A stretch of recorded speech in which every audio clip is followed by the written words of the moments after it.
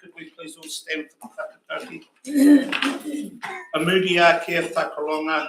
Okay, as always, onwards and upwards. Kia ora everyone. Kia ora councillors, staff, and special warm welcome to our public forum. We have got one member of public forum that hasn't turned up yet, so I may have to jumble them in. The most important thing is that we get them in. We've got speakers online, and my apology, welcome to those of you that are online. I've just got some formalities that I've got to clear before we can head into the meeting. Firstly, apologies. Are we a full house? Oh, yeah, so I've got apology from Councillor Kennedy. I'll move it. Can someone please second it? Thank you, Councillor Herbert. All those in favour? Aye. Those against. Then if you have a look at the first bit of, is that part of it? No. No, right. I've got an extra bit. Julie's worked out that we're going to do overtime today, team. So I'm going to pass a resolution and so the resolution says the council agrees to extend the duration of the Bruce Community Facilities submission hearing to enable all submitters to be heard during the hearings process. Plain and simple work going overtime. So move Councillor Finch, seconded Councillor Phelps. All those in favour? Aye. Those against, Kia ora team. First point is preliminary outcomes prepared by Steve. Did you have anything you wish to add to your item? Your Worship, just that there had been some, which is on the tables, that there was some changes to the final numbers because there's been some repeat or additional submissions that have just been able to tidy those up, and so that's reflected there. That relates to the table on page 5 of the agenda. So that's the only matter for that item, Your Worship. Thank you for that, team. Any questions, team, before we go into discussion? Any discussion? Pretty straightforward. I've got 2 resolutions there, recommendations. Someone prepared to move? Move Councillor Finch, second Councillor Lederman. All those in favour? Aye. Those against? Second one is that we've got those 2 resolutions around firstly, verbal submitters expected attendance program and submission booklet. You've got that, and also notes on the verbal submissions. Once again, pretty straightforward. Steve, did you have anything you want to add? It was just again a note, which is on the same handout, that there was just a technical update to one submission, which was mentioned from typographical errors in terms of transferring hard copy written content into the submissions database, and the updated version of that submission was provided. That's the only, and the website redacted version of that submission booklet. One, verbal hearings does reflect the updated version. That's the only change, Your Worship. Sweet. 10 questions for Steve. Discussion. Recommendations. I'll take both of them. Move Councillor Lederman, seconded Councillor McCrosty. All those in favour? Aye. Those against, thank you for that. Now, no team that we started with this in sequence with this, but it's got jumbled, so we're going to have to go pages in and out. I believe our first speaker is from Health New Zealand, Whataora. Welcome, sir. Sorry, is Gagan. Welcome, Gagan. Really appreciate you coming to assist us today. The floor is yours. Oh, hold on. What page for Gagan, please? 20, Your Worship. Got you. Floor is yours, Gagan. Sorry for the delay. Thank you. I would like to share my slides. So, can you guys see it? Yes. Yes, thank you. Senakoto, and good morning. Thank you for the opportunity to speak today. My name is Gagan Gurung, and I'm here for on behalf of National Public Health Service Health New Zealand, Whataora, to support option 1 for the Bruce Community Facility Project. I work as a policy advisor for the public health service, and I'm based in Dunedin. A little bit about background of what we do and what we focus on as a public health service. So public health aims to improve the health and well-being of the entire communities, focusing on many factors those affect the health and lie outside the health sector itself. So that's why we work alongside with other sectors, including local government, on the project and issues like community facilities, which is an important part of the built environment and contributes significantly to the health and well-being of the communities. And our pride is also health equity. That means we aim to improve the health outcome for all, including rural communities. With this background, here is why we support the option 1. We support this option because it has multiple benefits. First, a well-built swimming facility promote physical activity, which is crucial given the growing problem of obesity in New Zealand. The latest New Zealand health survey data also shows physical activity rates are declining across the country, and having such facility will improve and help address these issues by making it more accessible to the community. And secondly, a combined library and pool facility will strengthen the social connections. Research shows that mental health challenges are rising, particularly in rural area where isolation is a big concern. And this facility will provide a venue for the people to connect with, to improve the sense of belonging, and obviously it would help to reduce the loneliness.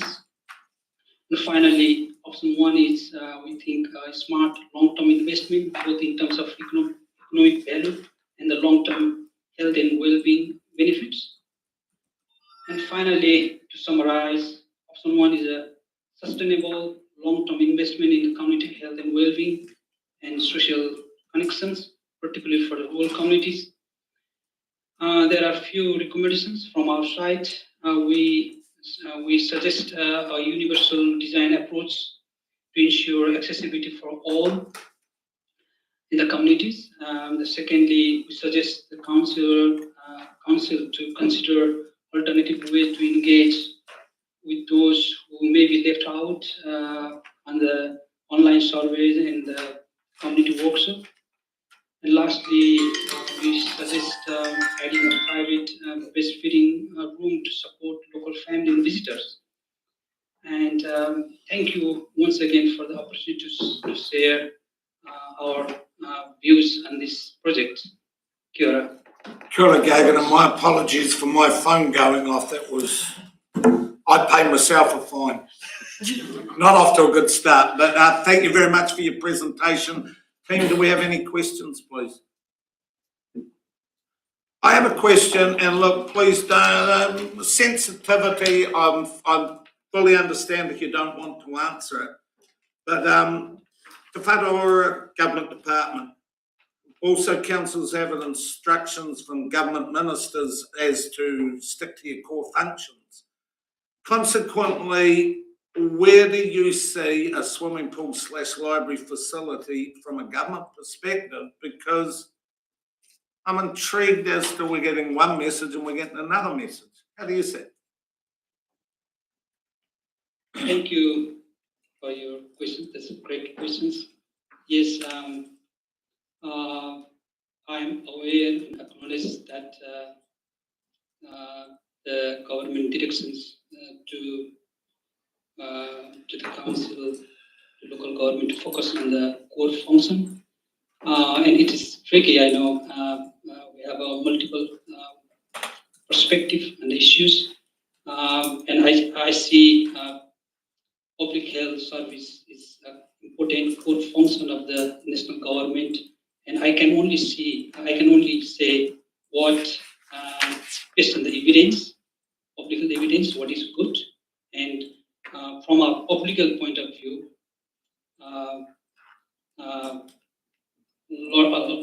lot of these community facilities and other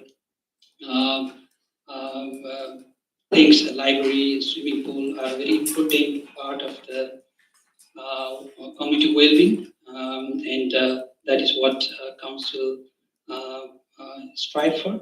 So from the public health point of view, what I can say is to improve the health of the communities. These facilities are very important and is actually a part of core function for the well-being. But I'm aware, I acknowledge those the recent directions from the government with the fiscal pressures public sectors.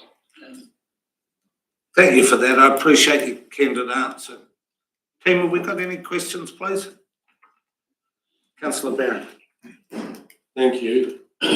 Gagan, on health and wellbeing, if a project like this put financial pressure on the ratepayer, and there's been research, I think, done that financial pressure can lead to suicide and mental depression and other health outcomes,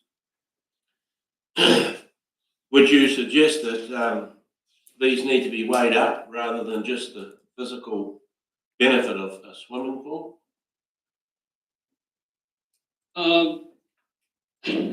Yes, I understand that. As I showed the picture to health will be determined by lots of factors, built environment, natural environment, also socio-economic things affects, and obviously the income level, the financial pressures to the ratepayers, to the community people, it's really significantly affect the health of the community people. And only yes, it is to the community call. Community what they think. If it is very, this kind of livelihood facilities all are the important part of for their needs. And yes, I think we support that because it has a lot of benefits. And from how to to support those ratepayers who has difficulties in paying the extra money as a rate. So probably I'm not an expert on that, but council could think of like a rebating and targeting those ratepayers who cannot pay the extra money. So from equity point of view, but yeah, I acknowledge that at the current environment with the rising cost and things, it is. But I think it's a long-term investment from the public point of view, because even with the current facilities, we are aware that, and the council also acknowledge that we need to invest for the maintenance cost. So how council and the community prioritize things from long-term health and well-being perspective. So that is very important.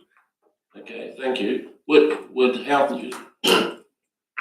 New Zealand be able to help with any financial assistance in the building of the pool? But I can't answer question. questions. Okay, thank you. Further questions, team? Gagan, I really appreciate the different perspective that you've given to us and the assistance as well. So thank you very much for giving us your time and also for your submission. Appreciate it. Kia ora. Thank you once again. Thank you. Thanks. Bye. Bye-bye. Okay, team, we're up to page 13 for a frequent flyer. Welcome, Raj. You there? Don't get too close to that camera this time in the morning. Now you're on mute, I think.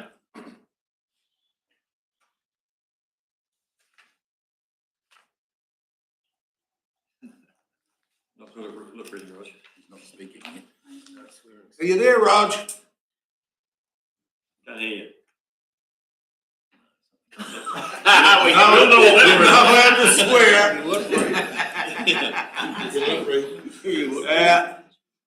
Microphone. Is it just checking? It's not at our end, is it? We've just had one person come in, Rog, and we heard them fine. So I'm picking it's at your end. Just write unmute on a piece of paper. Yes. Oh, yeah. Yes. Just It's pretty quiet, Rog. volume. No, we need volume. These TVs here, Gary? Oh.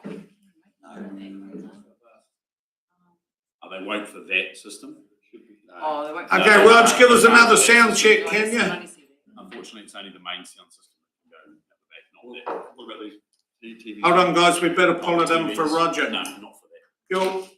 Roger, can you give us a sound check? I can hear you. Yeah, no, we can hear you perfect now. So welcome. Sorry for that initial bit of fluster for the introduction, but great to have you here. Floor's yours. Okay, thank you, Brian, and good morning, everybody. Obviously, everyone would have read the submission that I submitted on behalf of the Balmoral Torpeka Rural Water Scheme. And it's pretty clear, excuse me, our position as far as the Bruce Community Facility and Swimming Pool project goes. We support that community and what they're endeavouring to do. However, reading through Council's own question and answers page on the project, it's come to our attention that there's Three Waters Better Off funding that's been earmarked to go towards and help this project. It clearly states on this page that government has signalled a preference that this funding be used on Three Waters projects. So there lies our anomaly, I suppose. So both the district in the past has been very good from my point of view at looking after its assets from the point of view it's been taking 100% depreciation, and all that funding goes back into district assets in the Three Waters nature, especially water schemes. And other councils have only chosen to take 20% and use these funds on other projects without their district. This has been well documented, and what that actually does is fuels the rhetoric from the beehive with the nice to have and need to have debate. So as you all know, I and others have spent a fair bit of volunteer time going into bat for our ratepayers and concerns of the Balmoral Torpeka Rural Water Scheme, trying to alleviate the cost and trying to get our rates back down because people are telling us they're getting to an unaffordable level.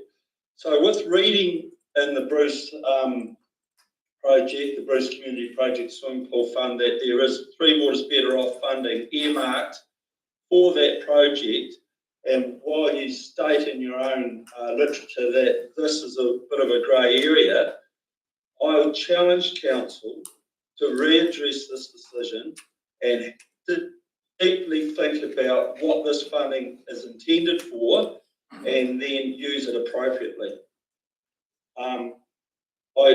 I do know that you will do the right thing. I do know you've got a tough decision in front of you today, but I believe this funding needs to be used appropriately on the right things, and that's Three Waters project. And you all well know that the Greenfields Bore / Balmoral Torpeka Water Scheme is a project in dire need of support. The other thing I'd just like to say on that is I think these funds have a primary use, and I think you know that. So as part of your deliberations, please consider that. What is the primary use for these funds, and whether it's appropriate to go to a swimming pool, which will be a big asset for that community. And as I said, we support them in their endeavours and fundraising to do that, or would it be better going towards Three Waters projects, of which I am the chair of one? So I don't have much more else to say on that. I just want to challenge you and ask you to reconsider your position on where that funding is allocated. Every little bit helps, and I know that's the same for both projects. Thank you. Good, Roger. Questions, team? Councillor Herbert.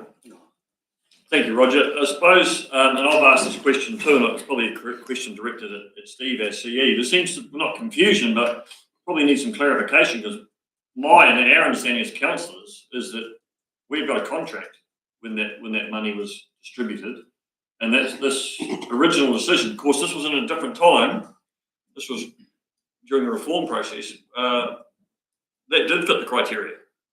And we are actually, like, whether it's morally or ethically or morally or emotionally correct, that was the decision that was made at the time, and it was made in the right circumstances. So probably a question for Steve, that we do have a contract that says that money can be used on this project. From my understanding. Yeah, so just for clarification, the allocation of the Better Off funding went to 3 projects, 2 of which have been funded and completed. The hub was one, the playground in Lawrence was another, and this project was the other, in accordance with the terms of the offer at the time. We have a contract for that funding. It's been reconfirmed that if council chose to use that funding, it would be able to be applied to this project as per the contract. That's clear, but also it's equally clear that in accordance with the government's preference, council could still decide to use that funding for a Three Waters project. So the issue with the consultation document, we said, was it wasn't a grey area in respect of do we have a contract or not, and if you decide to apply to this project, is there a problem with it? Answer, no, there's no problem. The grey area was only in council can choose whatever they want to do, and it's your choice. So that's the only grey area. It is still a council choice, but if you want to go down the pathway with the pool and library, it's contracted and it's had been confirmed that you would be able to use it. And just that water scheme will be benefiting from some of that stimulus money, because there's 2 water schemes that got part of that. Well, there was, so these water schemes will still be benefiting from that stimulus funding. But to be clear, the stimulus funding was different to the Better Off funding. Stimulus funding was an initial round of funding of around $6 million. The Better Off funding was a later round of funding that was limited to just those 3 projects that Steve's already highlighted. Further questions, team? I've got one, Roger, and you know probably how my brain takes. In a different time now, just a different age, we acted honourably as a council. The 6 million, as Jules said, came out, and specifically it was not allowed to be used for Three Waters, because different time, different place.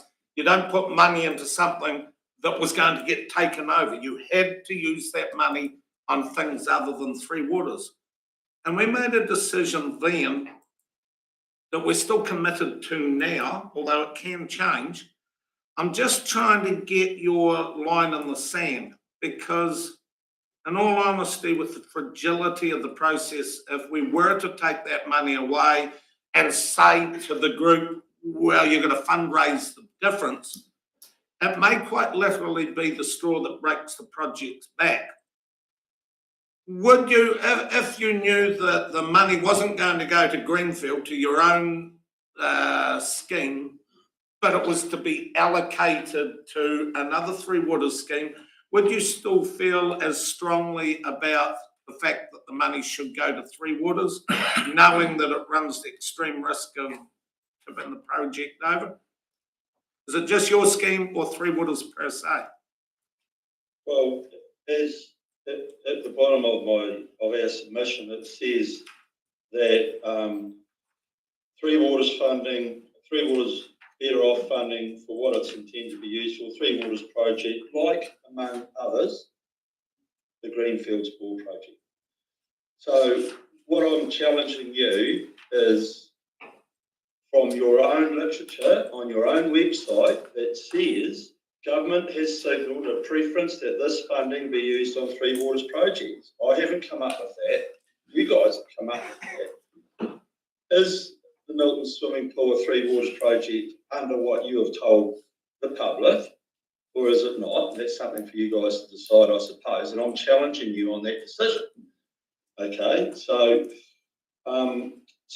yes, like if some of it was to come to the greenfields. If that's what council decides, great, happy days, it's something. Every little bit helps, as I said. If it goes to other greenfields, other Three Waters projects, fine. If the swimming pool is in Milton, that project, council deems that appropriate and it meets the criteria, well, you won't get any argument from me. But all I'm doing is challenging you on your own literature. If I didn't say that in there, I probably wouldn't be submitting. No, I appreciate it, Roger. I know That's you're. a question, Brian. I think it's great there's money coming into the district and it's going to be used on things, but it's not me that has decided that it should be a preference used on Three Waters projects. You've told me that. Yeah. Look, I know your heart's in the community. I just wanted to tease it out. Further questions? Sorry? Sorry, just further questions, and you've got one from your very own Councillor Martin. Sorry to disappoint you, through you, Mr. Chair. Sorry to disappoint you, Rog, but it's actually probably directed more to the CEO regarding the Three Waters funding. So what's the process in changing the allocation of this current contract? Well, so it's all tied up. Through your worship, it's just all tied up with your decision making on this particular project. At the moment, you have a project that you have previously decided and resolved and had approval through the government for the allocation of 1.9 million to that project. So if you decide for the project not to proceed, then the money needs to be allocated to something else. If you decide that you will proceed with the project but not include the 1.9 million, so rates increase further, again you would need to reallocate the 1.9 million. So it's all just tied up in your decision making for this particular matter. That's it. It's not independent, it's tied up with this decision. Any further questions? Oh, sorry, Councillor Martin. Just one other question. So when was the money actually allocated? When did you apply for the money? What year? Way back.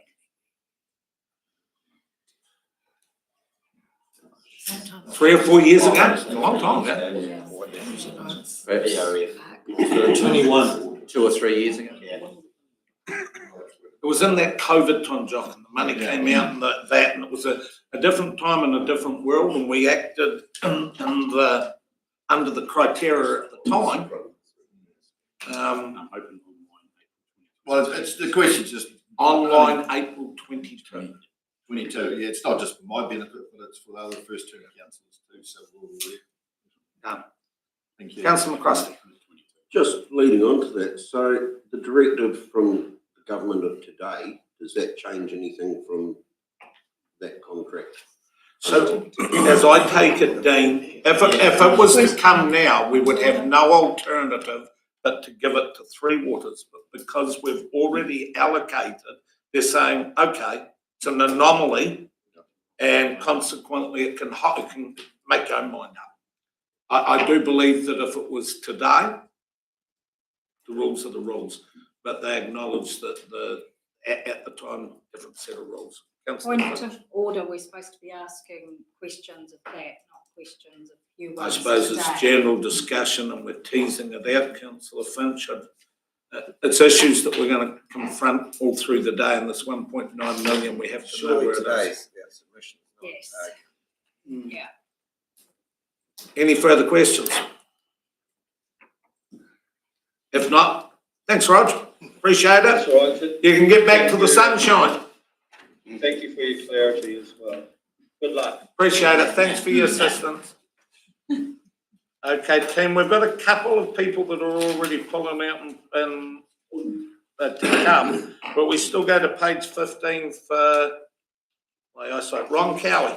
Kia ora, Ron. You're the first one to come up to the roster. None of you ever like that. Appreciate you coming, Ron. The floor's yours. Little bit of background. Farmer, contractor, businessman, been in built all my life. When this process started off, there was a consultation at the start, and that was probably 6 or 7 years ago. Now, at that stage, we were in a far better financial situation. I'll state now, I disagree with where the pool's going.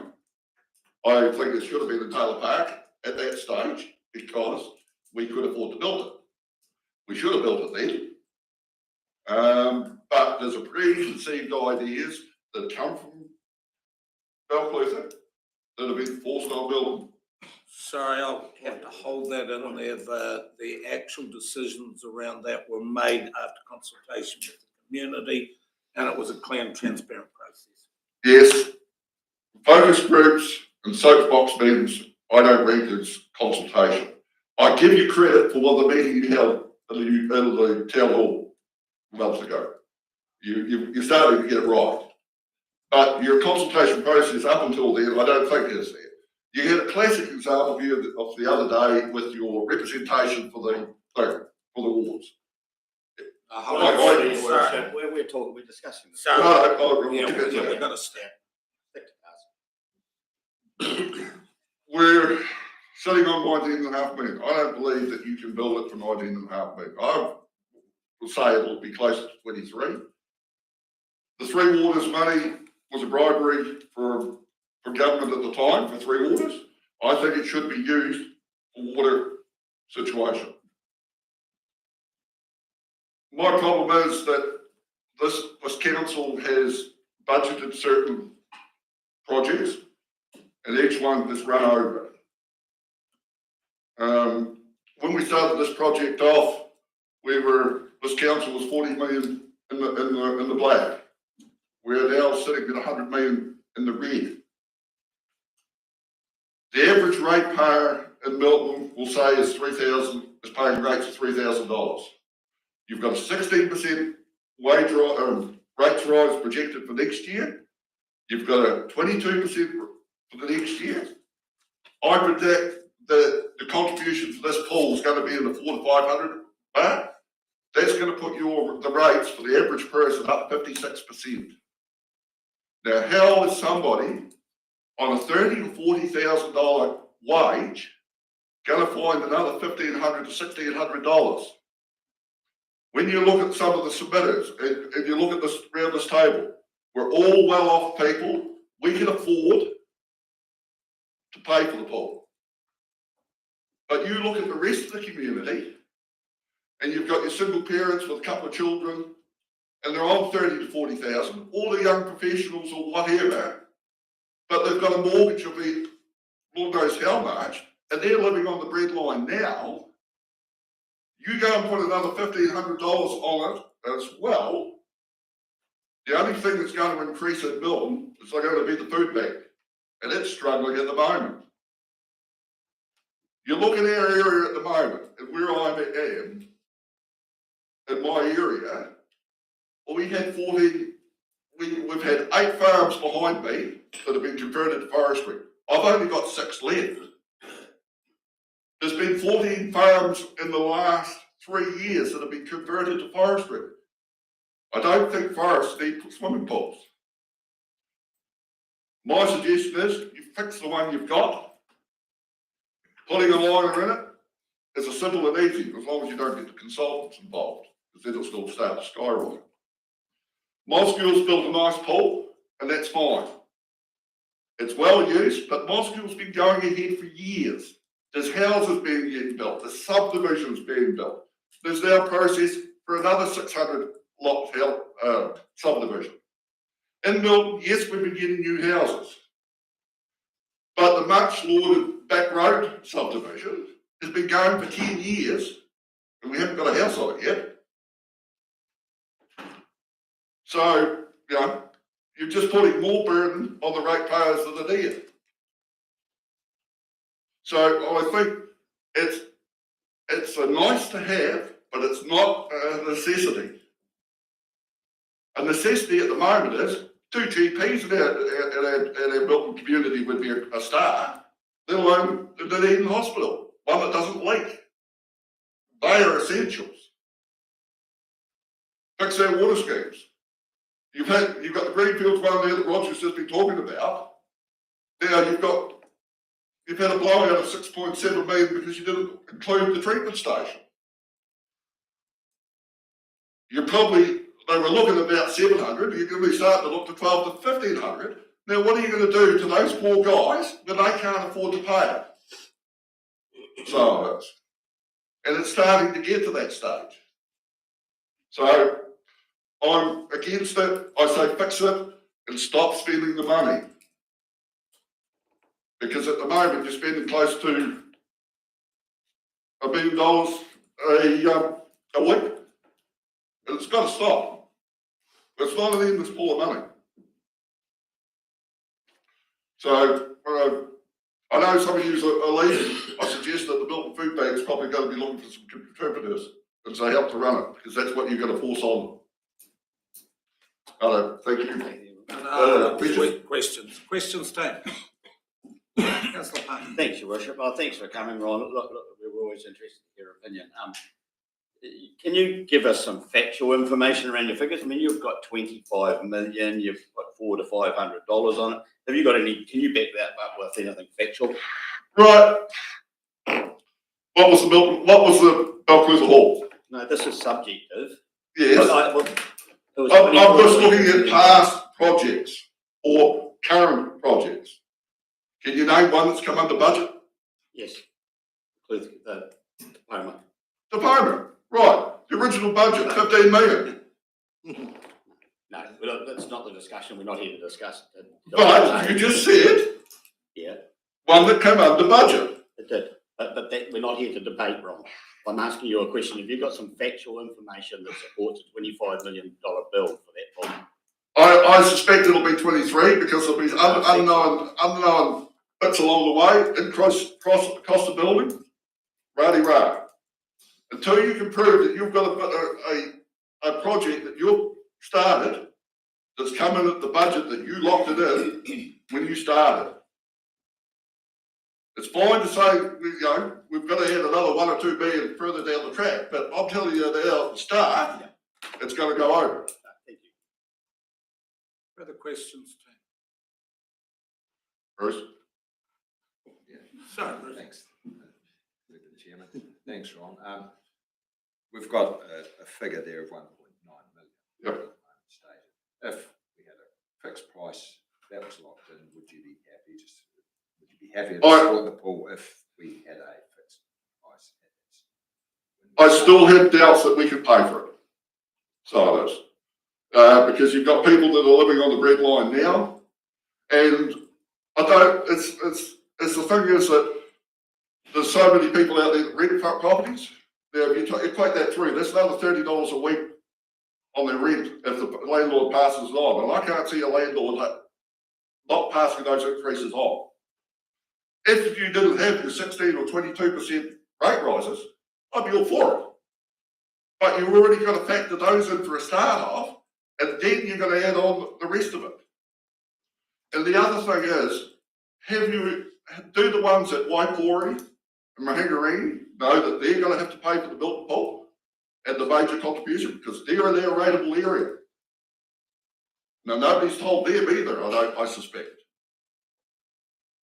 So it needs further, and you're probably running towards us with your changing the boundaries because as of today, I don't think any of our Milton councillors can actually represent Milton.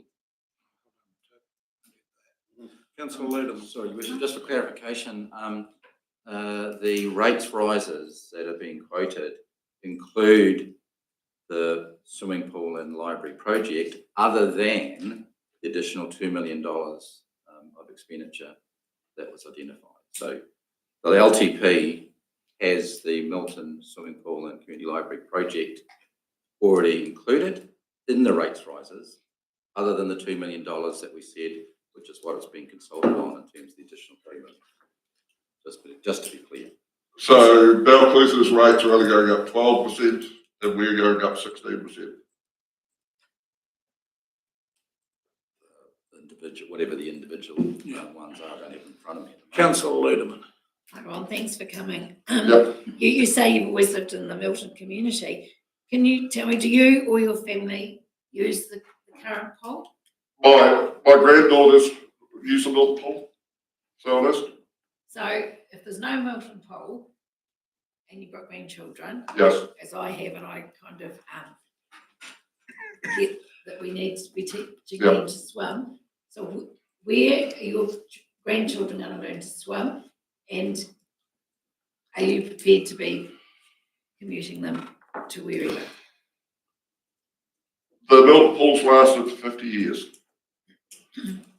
The only reason that we've got a crack in it is because somebody emptied it at the wrong time of the year. You can seal an effluent pond. I'm sure you can seal a pool. Keep it going, keep it running until we're in a better position to pay for it. At the moment, I don't think the Milton community can afford to pay for it. Probably, so you actually made a point there, to keep the old one going until we can pay for it. So would you be prepared to push the pool project out for, say, another 3 years? If the council can cut the spending. But in Milton, we've just had this upgrade for the water, and I totally agree that it needed to be done. We're now doing the lighting and all the rest of it. My understanding is we're not even quite sure whether we're going to get the footpaths fixed. And the footpaths should be fixed. I know it's extra money we're going to spend, but that's where it should be stopped. Because we can't afford to keep spending when we're not getting any more income in at the other end. You know, the rate we're going, you're going to be bankrupted in so many years if you keep going at this rate. And you guys can make this decision here today or whenever you're going to make the decision, but some of you aren't going to be here to see the consequences of that decision. And I'm afraid, and I include that I'll be one of them that are here to see the consequences. Ron, can I ask, you're saying you've lived in the community all your life. 5, 6 years ago, we did the consultation. We did exactly the same as a council that we've always done.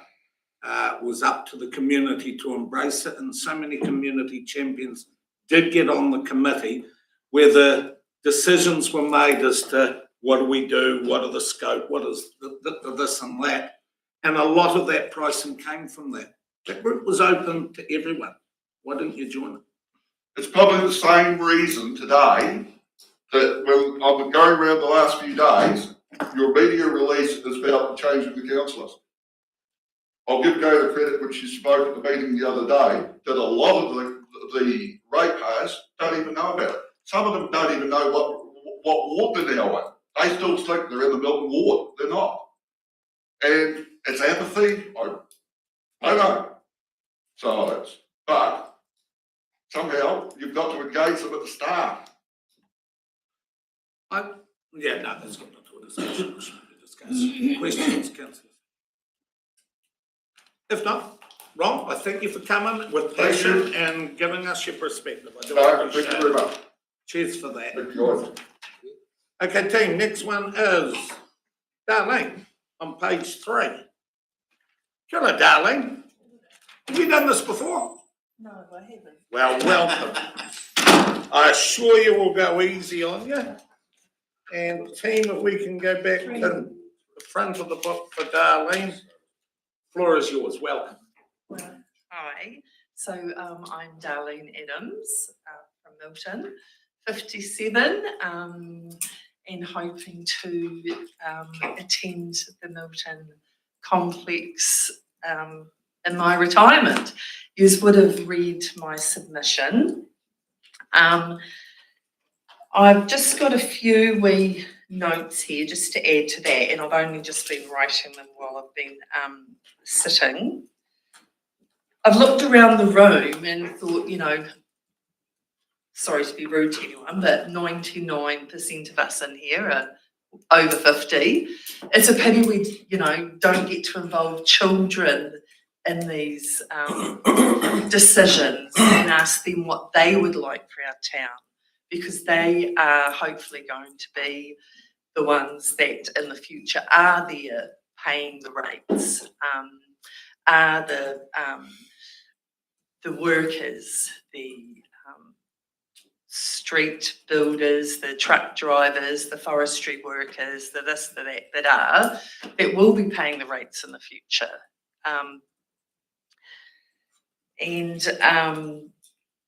Yeah, it's just a shame that it's always down to a lot of people who aren't, you know, personally invested in communities. It always comes down to the dollar. I feel like the chorus at the moment is all about the cost, you know, but for the Milton community to have this complex, free internet would most likely be invaluable. Is, you know, people are talking about the cost of living and stuff. Well, you know, in households, that's something that people aren't going to be able to afford, is internet for their children to learn and have access to with their schooling and stuff. So one, the complex would add that for families to go to. The costs of rates, well, it is my belief that there is a subsidy for low income people, you know, senior citizens, you know, with their things.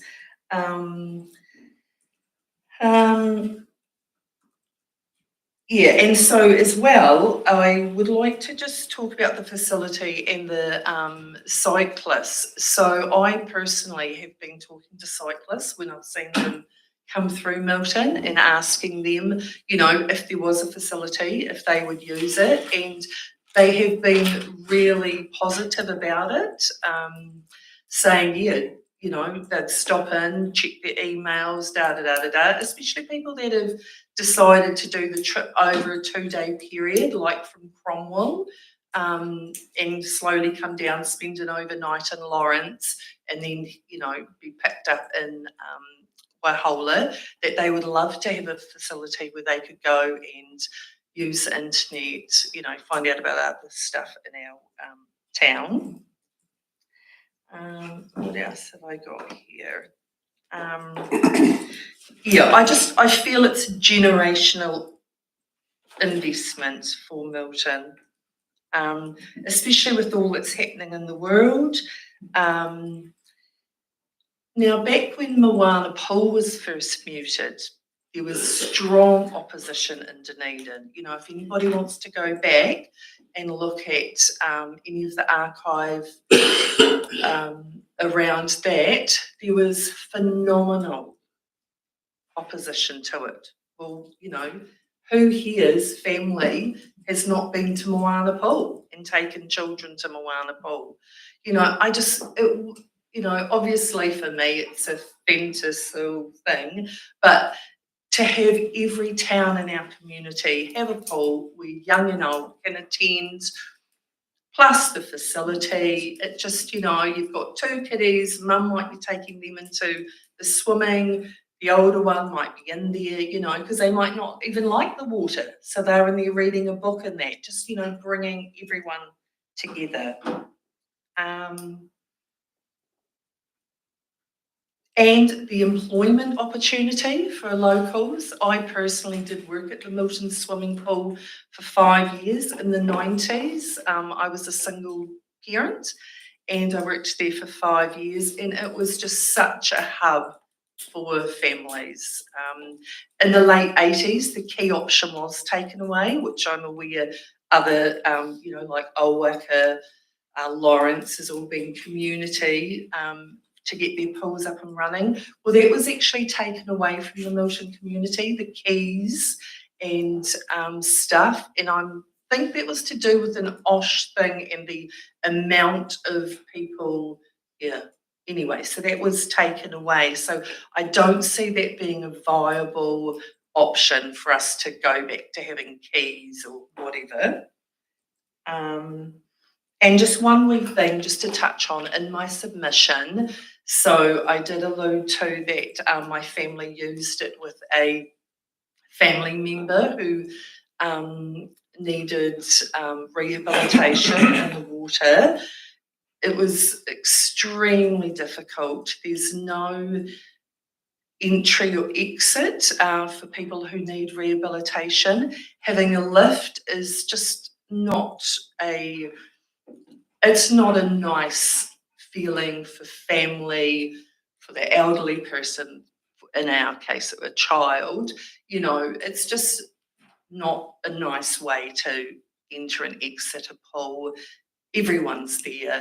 With the new design, it'll be easy access and there's no, you know, connotation or whatever of people seeing all of, you know, what's going on. And just with our elderly, there's so many people that could be using the pool. And I think that was about it. I could rabbit on, but then now I didn't make notes. I just thought I'm just so passionate about this complex for Milton, and it's just become such a pool, but it's not a pool. It's a complex. There's going to be so much that could go on under this one roof. And the pool is not on Union Street, the main street of Milton. It's more on Ajax Street. And I attended the first meeting when it was first muted because I was passionate as a person. Okay, thank you. Well done, Darlene. Now, look, before we head to questions, there's been a few figures. I've got to start doing fact check. That figure you gave us of 57's got to be out. It's got to be less than that, Darlene. I won't put up with it. Questions, team. Councillor Graham. Yeah, thank you, Darlene. You did well. I was pleased that that you actually mentioned the as a complex, not just a swimming pool, because it's just as important. But could you perceive that if there wasn't an upgrade to the swimming pool and the library facility, the amenities, that people would consider not shifting to Milton or even shifting out as they got older? Do you think? Well, personally, myself, I've already said to my husband, if we don't have something, I do not want to retire in Milton. Okay, we've just built a new home up near the subdivision, and just getting. I know this has nothing to do with it, but you know, people saying about the Springwell Rise subdivision is I personally know of a couple of people that are hoping to get underway in the new year. So, you know, there is stuff going on there, let alone Coombe Hay with the 18 plus sections, and then out on the way to Ahola where there's a new subdivision, the roading's just started going in there. But sorry, to get back to your question, Bruce, is people have been moving to our community, and they have been moving. They've had a 2-year turnaround with their homes because there's nothing all year round, you know, to attend. You know, to some people, a pool might not be much, but to people who actually enjoy doing those activities with their children. And then there's this cost thing that people keep talking about. Well, children won't even get to go to Moana Pool, Balclutha Centennial Pool, Mosgiel, because, well, there's the cost of petrol. You know, you take your kiddies there, what do they want? They need a snack afterwards, whatever. Whereas if it's in your own town, well, yeah, you go home and you have your Vegemite sandwich or whatever. You know, it doesn't have to be an expensive excursion. It's thinking about the next generations. But sorry, I got off track there. But people have been moving to Milton and they have been leaving. You can see even right at this minute, houses that are on the market are houses that have been brought in the last couple of years and now they're back on the market. People might still be working at the prison, but Milton just doesn't have anything to offer for their children out of the school hours. They're travelling for everything. They're travelling to Balclutha for their sports, you know. Yeah. Let alone, sorry, I will just add one wee thing, is, you know, even our, a lot of our sports teams have now, you know, had to come to Balclutha. Like, we don't have rugby for for over 13-year-old. They have to come down and join up with South Otago. You know, this year we've really just struggled to hold on to our senior B rugby team. So just having, you know, an all-round complex, our Toko teams can have it on practice nights, you know, it's just a big, huge, wider, you know, go Toko, sorry. Darlene, you touched on something that reminded me, it was years ago, 4, 5, 6 years ago, right at the start, because we did go and do the consultation, and we did go to the primary schools, we did go to the high school, and I can remember we went to the primary school that's up by the high school, and all the kids had made swimming pools, and there was a kid that wanted to have a shark in the swimming pool. Not too sure how that would fit in. And yet here we are now, where with the accusation, as always is, you didn't consult. I know we exhaustively consulted, but from a Milton perspective, do you see where we've, you know, have we failed? Have we done something where you thought, gee, why didn't they do that? Because no, I don't think you've failed at all. I just can't believe that we have to fight like this to get something that's so needed in our community. You know, there's been so much work done. There's been money spent. I can't believe it's actually at this, you know. I thought it was a done thing and we were just all gonna, you know, go on. But one thing I did just want to say too is with you, you know, talking about the school children and stuff. I know, you know, right back at the beginning, there was a bit of opposition from Tokomaidaro High School, but that was a whole different board and whatever.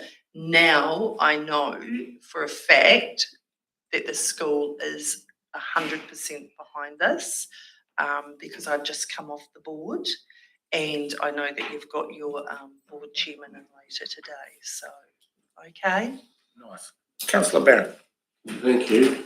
Thank you for the presentation and your interest. Are you aware that option 2 look at the opportunity to provide and consider alternatives to the new pool and library? Are you aware that there's options with option 2 to look at other alternatives? Yeah. Do you use the Milton pool now? Yes. It opens on the 11th. Yeah. Are you aware that Waka and Clinton and Tapanui and Lawrence and Kaitanga have pools that are only open for the summer months? Yes, I do. Okay, thank you. Yeah, I do. We all have different communities and different community needs. And we do have, as I say, like the bike trail, which is going to be going right past the door. Okay, 10 questions. Councillor Finch and Payne, and then we better start heading. Thank you. Elliot's for your meant to put the presentation. time watch up on me. If you had to take your grandchildren when they're staying to Balclutha or Moskill, would you do that if we don't have an existing usable pool? Well, I would probably be able to do that until I turn 65, but after that I won't be able to, and I would probably more choose to go to Moskill. Well, I have chosen to go to Moskill over winter. And if you do that, do you spend other money, i.e. doing groceries or going to cafes, doing different things when you're out of town? Yes, definitely, because they're hungry. Yeah, definitely. Councillor Payne. Well, I think, Your Worship, I think part of my question's just been answered. But look, the previous speaker talked about what would happen if we keep spending money, and I totally take that on board. Yes, definitely. And you have actually balanced the argument, and you've asked us what will happen if we don't spend the money. Yeah. And that's how I've got the take on that. Cool. My question was around economic development and growth and things like that. But I think you've clearly stated. And as well, like just one wee last thing, because I'm self-employed and with my business, which is a hairdresser, so I know there's a group of Miltonians, like they go to Moskill or they come down here and use the pool, they get their haircut, they do their groceries, so it's all taken out of my town too. So but anyway, thank you so much. Okay, darling, thank you. Thank you for your passion. Appreciate it. Righto, team. You're going to keep putting that time board up for me? Yes. Well done. Gilbert Black is the next person. Welcome, Gilbert. Gilbert's on page, man, this writing is small. Help me out, team. Page 10. Man, I've got glasses. Welcome, Gilbert. Appreciate you coming and helping us. Thank you for giving me the opportunity. So I'm live on Back Road, Milton. I've been there pretty new. I've only been there for 24 years, but been involved quite a bit around the community at that time. So I'll just sort of highlight obviously you've got my submission in front of you. So, what I want to concentrate mostly on is the cost, obviously, because it was stated in a Council District Council report on the 14th of June this year that you adopted a average annual increase for the next 10 years of 14% in their rates, which means that my rates, which are currently $3,400 in 2034, will be $12,600. That's a 270% increase. Over the past 10 years, the over 65 superannuation has increased on average of 5% per year, 63% increase. I can't, so you're obviously not going to have any problem with filling jobs in the area because the council's going to be flat out building social housing to house the pensioners that can't afford to live here without being subsidised.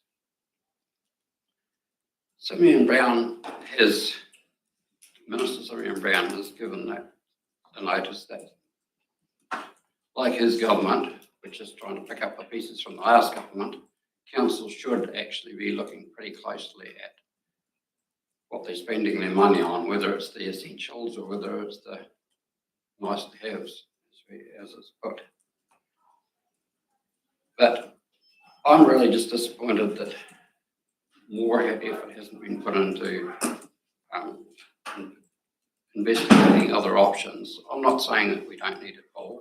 What I'm saying is there must be cheaper options. Do we have to go to the full extent of a 4-6-lane swimming pool, and could we do something smaller? Could we do part of it now and the rest later on? Do we actually need lots of meeting rooms in it when we have the Coronation Hall with meeting rooms that are not utilised enough now?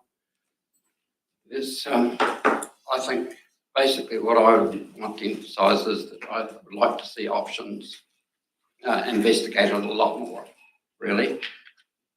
Now, as far as the lottery goes, you're trying to claim on it as saying it's an earthquake risk, but well, like it is in some engineers' name, I don't know. I was working for All Brothers Transport and they demolished the town hall in Abruptly and carted the steel back to Dunedin for disposal. There's no way that building was an earthquake risk, really, but that's what we were told about that as well. So yeah, I'm a little bit dubious about some of these things. So what we were told in the meeting at Milton is that approximately half the cost of this $19.4 million complex will be met by the Milton area ratepayers and the remainder by everyone else in the Gleeson district.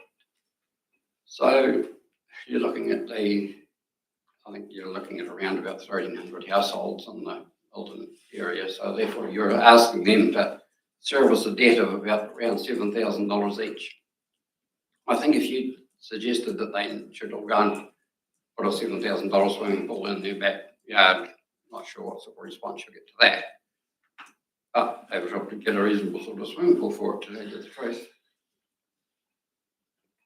So basically in that, also the place later on a week ago today, 31st October, Mayor Cadogan was quoted as saying, quote, "What we have at the moment is," this is related to a story about the food banks, all right? Don't get it out of context. Oh, point of order, Your Honour, Yeah. I think we're talking about. Yeah, sorry, if we could just stick to the issues and not. Well, this is an issue. If it's about the food bank, it's about It's the not issue about we're the food dealing bank. today. About the pool. It's about what you quoted, about the district. On the food, with relation to the food bank, so you can You move said on. in an article. We've read it, but I'm not gonna sit here discussing the media's perspective of it, so if you can move on. Righto, so, okay, Milton area doesn't have a lot of, it's a low density area, and so is the whole Clutha area. So maybe at some point we're going to have to admit that we don't really have the population to support some of these big expensive items that a lot of other towns have. I just want the council to put a bit more effort into looking at alternatives, really, as option 2 gives us that option. Thank you. Thank you for that. Questions, Tony? Councillor Finch. Thank you. Thank you, welcome, and thank you for your submission. What alternatives are you suggesting at the moment? Well, as I was saying, I would repair the one that we've got, like Ron said. We haven't actually had any costs as to what it's going to cost. No, we have nothing definite, and we don't know how long anything would cost. That would be one. Another option would be to, like I said, maybe scale down the project. We'll do part of it now, part of it in years to come. It may not be, it would cost more, there's no doubt, I'm not going to deny that. But I just want to see a little bit more investigation into what else we could do to try and get away from this horrendous cost that you're going to suddenly dump us. Could I ask, because it's actually not the council that has put the rigour into the cost on the project. There's a group of community champions that was set up in the local community. It was open to anyone, and it is they that have gone through the options and considered the costs. You've said that you've lived in the community during that time. Why didn't you join the group? I didn't join the group, but I was out there and I spoke to them about it. Sorry? I was at one of those meetings and I did actually speak to you about it. Joining the group? I didn't join the group. I joined the Milton Area Promotions Group, which was also taking a lot of consideration into that. I've been on that since then, right up until recently. Thank you. Further questions, Tony? If not, thank you, Gilbert. Thank you for your perspective on it. We appreciate your input. Thank you for your time. Mark, is Mark there? Oh, sorry, Mark, I didn't see you behind Councillor Graham. Welcome. So Mark is page 58. I'm going to go and blow this thing up to a size that I can read. Welcome, Mark. Floor is yours. 58. My name is Mark Taylor. I've been living in the Clutha district for most of my life. Sorry, guys, if we can pull it up. Sorry, Mark. Yeah, that's all right. Well, basically, I'm speaking on behalf of myself and my wife, Denise. Firstly, I believe Milton's project that has been proposed, the pool, library and hub facility, is possibly a bit out of timing. I believe the communities within the district are suffering a wee bit, well, quite a lot at the moment with other costs and other loading in regards to our water infrastructure that needs upgraded, and it's being directed by our government to get up to standard.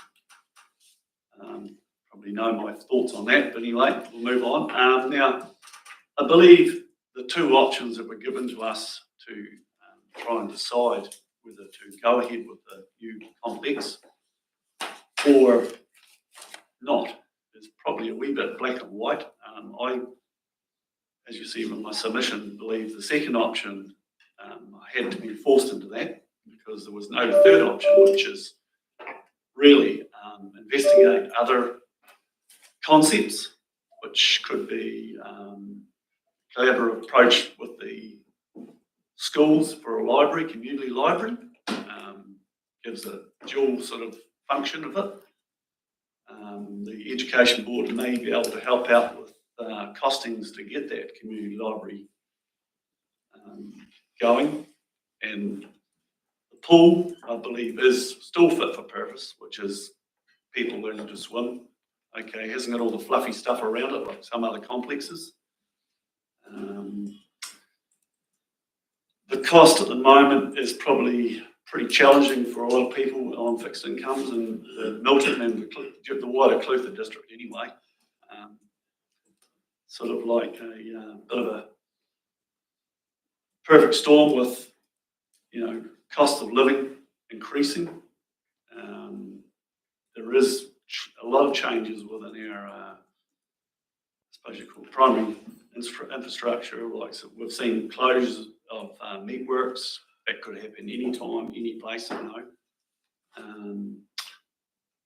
A lot of forestry changes within some of our farming, communities. That's certainly changing the community a lot. Now, one thing I noted with the new pool was a sort of a miss on opportunity as well to gain some of the environmental footprints, like sort of solar panel heating. I don't even know what the new pool's heated with, honestly. Is it heat pumps? Got no idea. That doesn't really come through on the documents. So the old pool, okay, it's 50 years old, fair. Probably a bit tatty, like even 50 years old. Yeah.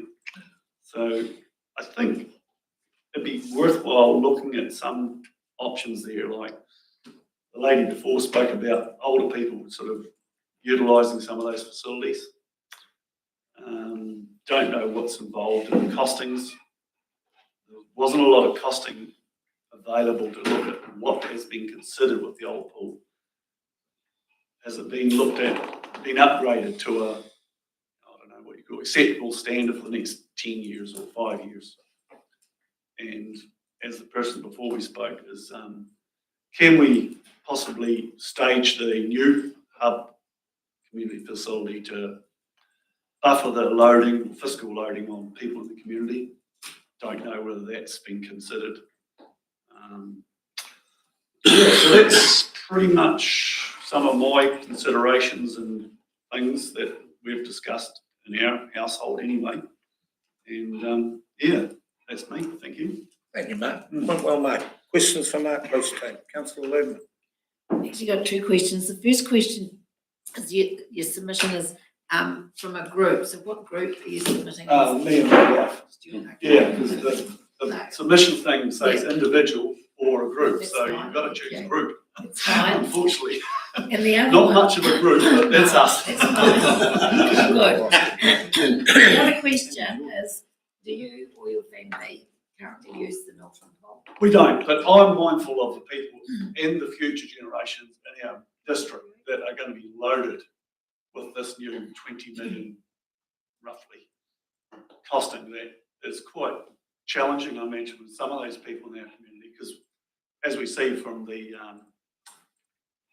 dilemma the food banks are in, I believe it's a community canary that's measuring people that are struggling. And we see that increasing all the time because of these other variables that are coming along, like sort of water infrastructure is loading our communities. We just have to be mindful of that. Stages, as I said, or delay. I know delay, nothing gets cheaper. Yeah, that's all right. Okay. Councillor Grant, followed by Payne. Yeah, welcome, Mark. Good to see you again. Yeah. You talked about upgrading the old pool and the costing from that, and the council's been through costing it and liners and all that sort of stuff. Yeah. So would you be comfortable with spending? You're probably going to have to spend quite a few million to get it up to a usable state, and then 10 years down the track, you've still got an old pool. Have you heard Well, They're saying you put lipstick on a pig, you still got a pig. Yeah, I know what you're saying, Councillor, but one thing that I couldn't find is some of those ideas or costings, and I don't know whether it was not provided or whether you had to go and find it. How do you go there from my perspective? You know, option 2 doesn't say we looked at doing X, Y, and Z to the old pool and it's going to cost X dollars. There was nothing to compare against. So unfortunately, I'm asking to learn about that and what the costs were, or we are as a group. Yeah, obviously the boss couldn't make it today, so. No, she's busy cooking at home and looking after my wee lifestyle block. So yeah. So I think, Mark, just before we go to Councillor Payne, an explanation, this has been 5, 6, 7 years, it's been a long time. And incrementally, we've gone out and consulted on different things. And it was way back when we went old pool, new pool. Yeah. We moved on from there. So the figures are available. We can certainly get them for you if you like. But that was that discussion. At the moment, we're at this discussion. So that was, we didn't load up on the old. But I appreciate that everyone, if they open it up to look at it, there's questions to be asked. Well, that option 2 would have helped, because then you could say, well, 5 million versus 20, and what do you get for that 5? Certainly, we can give you the figures at the time, but you've got to look at it in light of inflation and what have you. But I'll go to Councillor Payne. Your Worship, you just stole all my thunder. Oh, sorry. I was just going to say, there's a lot of history here. We've done a lot of decision making, and now we're in the process of we're either going to build it or we're not. So so that's going to make a question out of that somehow. But okay. No, but thanks, and I can think you can look back and find out all that information. Councillor Finch. Thank you. I see you're from Kakapuaka, from Balclutha. Do your family use the Balclutha pool? My family's all in Perth, so no, they don't. Yes. But my wife does use the pool in the summer months on a regular basis, weekly. Right, and what about through the winter time? Does she still go and utilise it when it's open? No, she's not tough enough to sort of get into their cold sort of pools and stuff, but she's opted out of that one. Yeah. So. Thank you. So if Balclutha pool happened to have something happen to it, do you think she would travel, i.e. to Milton, if Balclutha pool had an issue through the summer period when she usually swims? Possibly, yeah. Just like she could travel and build to Kaitanga or Waka or that sort of thing. Thank you. Any further questions, Tim? If not, Mark, can I firstly applaud you for the bravery of speaking on behalf of your wife? I wouldn't do that. But thank you for also for your passion and your interest in a different perspective. I appreciate it. Yeah, no, thank you for listening. Cheers. Thank you. Right, last one before Smoker. And also, Tim, Mark, we're having Smoker soon. If you want to stay and join us for a cuppa, you're more than welcome. Jolene, welcome. Morena koutou katoa. Aroha mai, my submission says it's a one-liner. I didn't realise that we were to just write that little bit and kind of speak to that. So mine's kind of like this. And it is a wee bit personal because Brian said at the consultation hui or whatever we had at the coronation hui, come and speak to your submission, from the heart. So well here done, we John. go. So today I'm here to express my strong support for the proposed complex in our small town, Milton. Well, I understand that it is a significant financial commitment and will result in rates increase. I believe this project is well worth it, not just for today, but for the future. And, I know we have that thing called our rates rebate, and I think the threshold is at 40,000. So I think consultation around that, pushing it up to maybe 60 or whatever, I don't know, because in today's age, 40 to 50 grand is just not a viable income for a family. You're looking at 100 grand to live these days, and it's not the council's fault, it's the government. So yeah, so we're going to experience rate rises in rates regardless of whether or not this complex is built. However, 5 years ago, my partner and I faced a life-changing challenge when mandates were introduced across New Zealand, requiring people to either take the COVID vaccine or lose their jobs. We both lost our jobs. I was a whānau order navigator working in the social sector, and my partner was a sheep shearer. So for 17 weeks, we watched our savings dwindle. He was like, no way, we're going on the dole. Eventually, I found work in the dairy industry against all my ethics. Oh my gosh, it was tragic, but I did it. And I did that for 2 months, and then I was like, no, I've had it. And he took over, so that was really cool. So I share that personal story today because it highlights something really important that, you know, money's nothing. It's the importance of health and well-being that's, you know, that's more important than anything to me in this world. So I've lived in Milton for nearly 50 years and have been a ratepayer for 25 of those years. My partner and I are deeply connected to the community, and I'm second generation. My mohos are fourth generation, and my partner is fifth generation, and our grandchildren are seventh. So Milton is not just where we live, it's our home. There's never going to be the perfect time to build this. So we cannot wait for that perfect time. This complex will not just serve us, but future generations, to me. So I just want to take the moment to acknowledge all the volunteers, like the Project Bruce, the Bruce community group for doing all that hard mahi, and it's just like, far out, here we are, 5 years later, still doing this. It's like, build it, man, just hurry up, let's just build it. And yeah, in closing, I just want to thank the council for inviting me to have a cordial today. Thank you. Well done, Jolene. You're right. See, I told you you'll be fine. Questions for Jolene, please. I've got one, Jolene. You're intimately connected to many of the social pressures that are on, especially around the food bank and around the vulnerable families. From the perspective of the most vulnerable in the community, where do you see the need for the swimming pool? Up here. You know, it's because it's not just like our kids hang out at that library after school. That's kind of like their safe space. That's what Joe and the team have made it feel for them. So not only are they going to get to experience the beautiful library and all the, you know, gorgeous things in it, they'll be able to go and have a swim as well. So yeah. Someone put their hand up. Oh, I did. I just wanted a statement. Thanks for telling us your story about fighting for life, Jolene. It was really incredible. And having known you from another life, I'm really proud of the way your wonderful growth that you've gone through.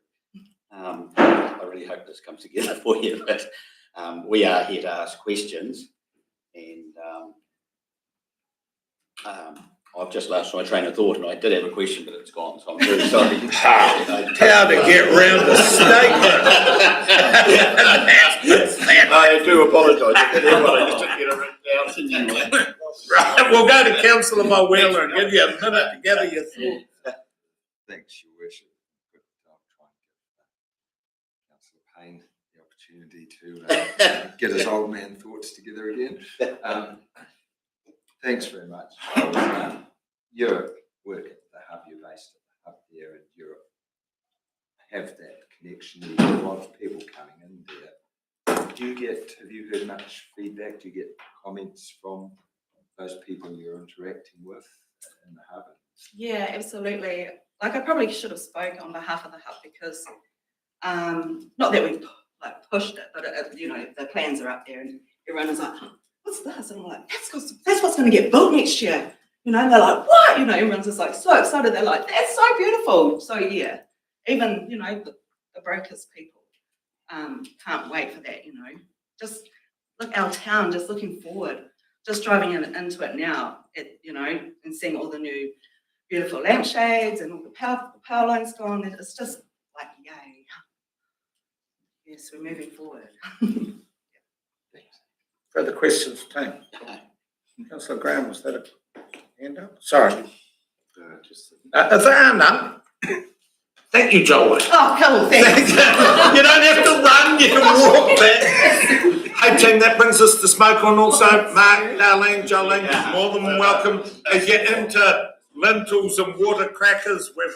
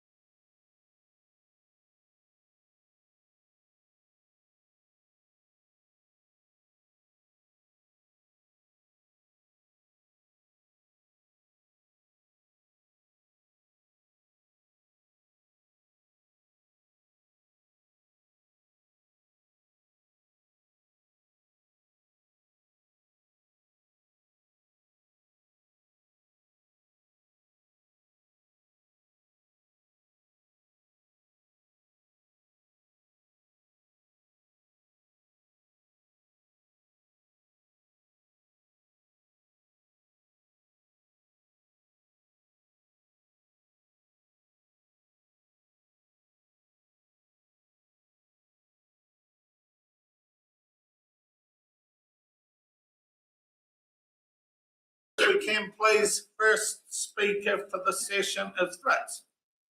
Fritz, welcome. I think you might be first time flyer, so welcome to the rostrum. Floor is yours, 5 minutes, and then questioning. So thank you for coming and assisting us with the process. Appreciate it. Everyone, for those, Fritz is on page 19. Kia ora. Thanks. As you were. My apologies. That's all right.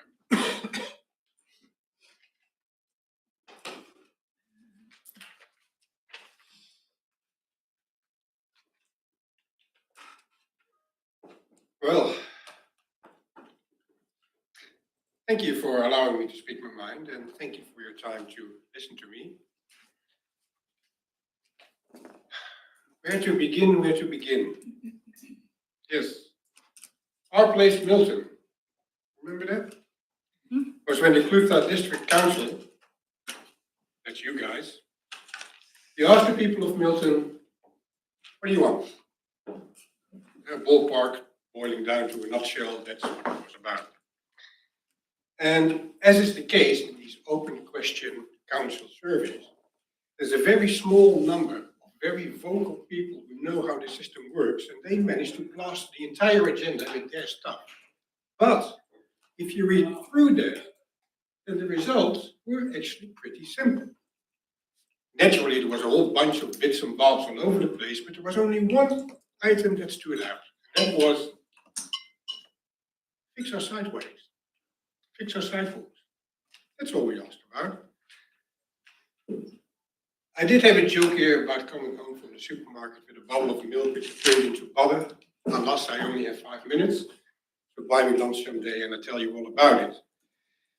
But ever since that survey, things started to happen. And it started with our mural. The guy with the beard and the Viking helmet that gave identity, and a soul, and a character to the town centre. It disappeared.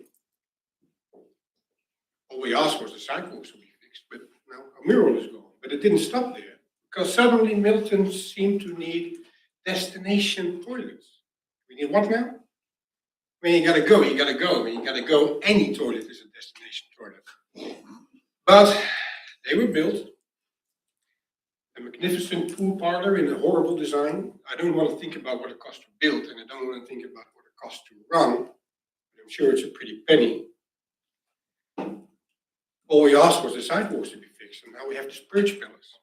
But it didn't stop there, because suddenly power lines need to go underground for no reason at all, even though a few years ago a decision was made not to do that. Then cabins appeared in the park. And we asked the council, what are they there for? It didn't provide a clear answer. Very interesting street lights which appear. Poison being put in our drinking water. What's going on, guys? And now we got a pool. And this pool, it's absolutely terrifying. The way that millions of dollars are being flung around left and right all over the place, like there's no tomorrow. It's surreal. The Clutha District Council is already up to its neck in debt. And it doesn't matter which column of your Excel spreadsheet you put the numbers in. Internal, external, it doesn't matter. Debt is debt that eventually needs to be repaid. But somehow you guys are hell-bent on borrowing more and more and more. And here's the thing, ladies and gentlemen. When the time comes that this debt has to be repaid, where will you be then? When the day comes that personal accountability needs to be taken for the decisions you are making here today, will you be here? No, you won't. Because in the meantime, there will have been elections, there will be fresh ones on these seats, and it's no longer your problem then, is it? This project, what we're talking about here today, it's not about a pool. It never was. It is about impoverishing the district as a whole by burdening it with an unsurmountable, irresponsible debt to cover reckless spending for things we don't need, we don't want, and didn't ask for, by people who will never have to face accountability for their actions. And it needs to stop. Cancel this project. Cancel this project. Thank you. Thank you. That's questions time. Councillor Mack. So Fritz, I hear where you're coming from. So there was no option 3 for fixing the old pole. So you would be quite happy, wouldn't you, if you spent a considerable amount of money to fix the old pole and bring it up to a good standard for the community to use? What do you think is the wiser decision? To spend a few $100,000 on a new pump that the old pool, the current pool needs, or to spend 20 million and countings on a new building that nobody really asked for? What is bigger? What is the wiser decision? Considering there is no money to pay for any of this. I think the choice is clear. Cancel this project. Our current pool is fine. So could I, and thankfully someone's put this paper in front of me because it brings me back to the time, Fitz, when we did answer that question. So we consulted on the Milton swimming pool, not because of a pump, but because the pool, long way, split right down the middle, crack, right down the middle. Not a pump. And when we looked at the pricing, so would you consider spending many millions of dollars to get that old pool up to scratch? Would you be prepared to do that? Or would you prefer for the town not to have it? I don't know which one of the balances it is. Is it no pool, do the old pool up? If we're gonna, because that, if we exclude the new pool project, they're the two options. Now, get the old pool to squeeze the last few years out with that main problem of the split, or no pool at all. Which one would you go for? Well, which would you go for, Brian? That's for the, I'll take. Option 1. I'll spend millions and millions that we don't have. Or option 2, first look at getting this district in a healthy financial position, so we start saving money rather than putting ourselves into debt. And then, when there's a bit of money left, then we can start looking at how we spend it. But my question was, would you prefer to have the old pool done up or to have no pool at all in Milton? They are the other options. I just said there's no money to pay for it. So first, get a healthy financial situation. Yeah, no, not that, but which one? Because there's costs for all 3 of them. In the meantime, if you don't have money, you can't spend it. Councillor Herbert Philippa. Thank you for your presentation. Just to what you've said in your submission here, you understand we can't actually rate just to save money though. When you say we should start saving, we can't rate just to save money. We rate for an activity that we're doing. We can't rate just to build up a war chest.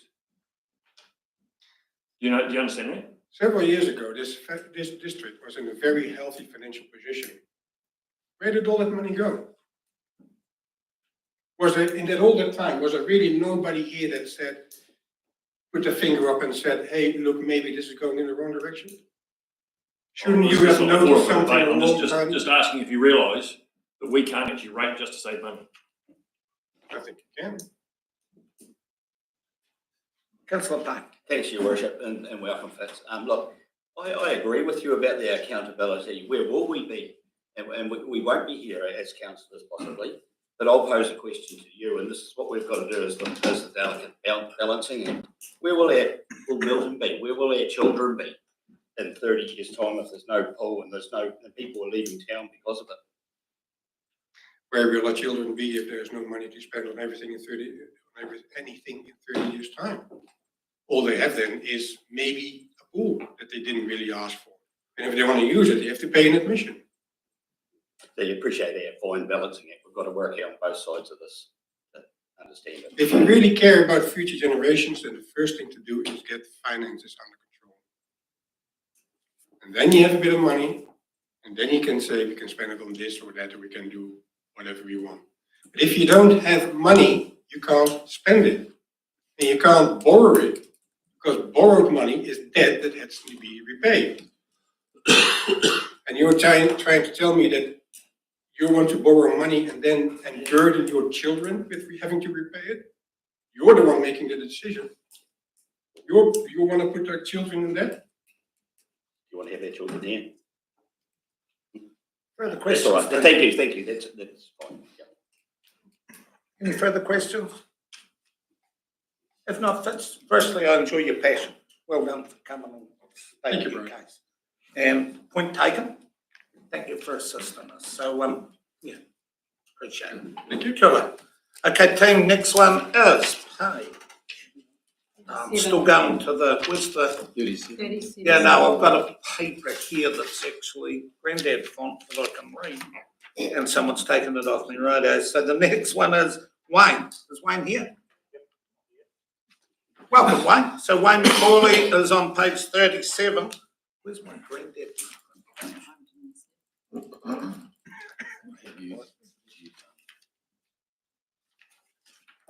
Welcome, Wayne. Appreciate you coming to help us. Floor's yours. Thank you, Mr. Mayor, councillors all. Thanks for the time. Born in Milton, lived in Milton all my life. Know quite a few people around the table. In Milton, there's a lot of people want this project to go ahead. There's equal amount of people that doesn't want to go ahead, and some are sitting on the fence. You know, we're living in a very, very hard time, which we all know. Record unemployment, high interest rates.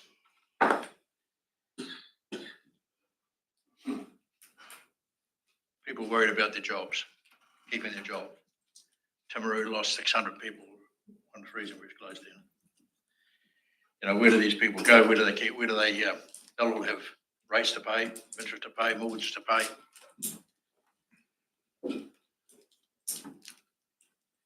So whether you own a home in Milton, whether you're renting, it all comes back to landlord has to cover his costs. Council has to cover their costs with increased rates. So that the dollar the residents are getting is stretched right to the limit. You know, we've got we've got an emergency food bank there that's struggling even to get food for food parcels, for clothing. This was just in the last week's. We're going to, over the next 4 or 5 years, there'll be more huge increases in our rates just for 3 waters, which was something probably has never been thought of in years ago. Our OCR rates our ORC rates are coming up like nothing else. And everybody at the moment, the ones that I talk to, are struggling to survive. So in my view, 20 million, perhaps plus, seems a step too far. Where, yes, it would cost money to fix the old pool up. I've been told it needs a new roof, which is about $3 or $4 million to perhaps do that, fix the pool up. But we're using the pool at the moment. It's not as if we haven't got a swimming pool to use. Even though the numbers are falling, it's still being used. And looking around the table here, you see that people in the farming industry, business people, people that are well versed to bank accounts and balances. If you had a count of the debt the Clutha District Council has at the moment, would you put an extra $20 odd million on top of that debt and still be quite happy about it?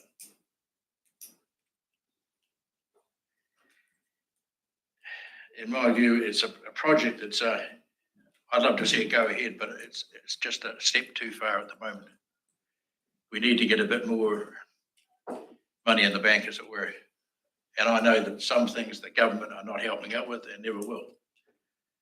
And 3 waters is one of them. They should be putting more into that, but it's not going to happen. They're telling councils to save on money, stop spending some money. They're looking at, we don't need to be in a position like the Wellington City Council where we've got government coming down and telling us how to spend money. Anyway, that's my view. And is there any questions? Thank you for that, Wayne. Questions taken. I'll ask one then. Like you talked about getting money in the bank, and I just want to go back to what Councillor Herbert said. We can't rate to put money in the bank. So how do we accumulate that money? Well, yeah, that's true too, but to me, I'm only looking at what we're going to be spending in the next 4 or 5 years. And if you had $20 million off that debt, and Milton alone, it's going to be saving to the people, to the ratepayers anyway, of $300. But then on top of that, you've got GST. On top of that, you've got the council, whatever the council increases are. So you could be looking at $400. And people are saying, well, it's not going to affect me because I rent. Well, it is going to affect you because your landlord's still got to cover his costs. We've got a lot of pensioners in Milton, people on benefits. That, I don't know. It's if you haven't got a lot of money, you're living on, not a lot. So as far as money goes, well, everybody knows how to save money. They must be saving somewhere. That you can put at least there's $400 a year anyway for it. You can save in Milton by not doing this project. Like I say, nice to have. It would look beautiful, but at the moment we can't afford it. No, thank you. Anything else? Yeah, well, just if I could touch on that again, because the $400 doesn't go away if we keep the old pool and bring it up. And the only way to have it's at no more cost is to shut the doors, no swimming, no nothing. Don't remediate the old, just walk away and leave it to wreck and ruin. What are we doing? Where's the line in the sand that you would see? Would you do up the old pool, or would you just walk away and do nothing? Because nothing's the only $400 cost to do up the old pool, cost to have the new pool. Where do you see that it should be? When I first started swimming 60-something years ago, we had an outdoor pool. We had hardly any fence. Change rooms were wooden with holes drilled through the walls. We've come ahead leaps and bounds. It's the maintenance on the pool over the years, I feel, has let it down. And we've learned a lot of things about what should have been done and what could have been done, but what wasn't done. And now it's coming back to bite us. But to hear going from, I don't know, an estimate of perhaps $4 or $5 million to do the old pool up and have it looking nice, as opposed to $20+ million to put a new library, service centre and pool in, it just seems to be such a bitter pill to swallow. I mean, we spent in 2011, 2012, we spent $700,000 on doing the new changing rooms, share. Brilliant, very good. We're still paying that off for another 10 years yet. And yeah, I don't know. It's the pool's open this year. It's still going. I think, there's some brilliant people around this country. They could look at that pool and say, I could fix that for this. Nobody's ever going to guarantee it, but they could fix it. And we've got to just put the say, well, who can do this? Who can fix this? And there's some brilliant minds there that could. We've got some of them. For a company in Milton that could do that. Anything else? Councillor Graham, followed by Finch. Yeah, Wayne, welcome. Hi. I think it hit in a nutshell. You said no one can guarantee it. So how would you feel if we did spend $5 million on swimming pool and thought we'd fix the lined it and everything, but no one guaranteed it, and in 2 years' time it failed, and you're thinking, gee, we spent $5 million on that for extending the life of it 2 years. What sort of saving is that? I hear what you're saying, Bruce. There's a lot of ifs and buts. That pool could be fixed and last another 20 years. It could be fixed in last year, as you say, 3 years. But isn't it something we need to try and do? I mean, the pool's being used as it is now. So it's something we're not closing and saying it can't be used, forget about it. We've got a good facility there, plenty of parking, beautiful outlet there. And I said, it's a shame to lose it.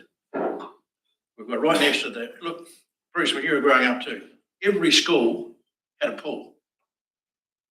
Milton had a pool, Melbourne had a pool, Wahola had a pool, even Tokawhiti still had a pool as well, you know. So where have all those pools gone? They've gone into the big pool. Milton put a lot of money into that pool.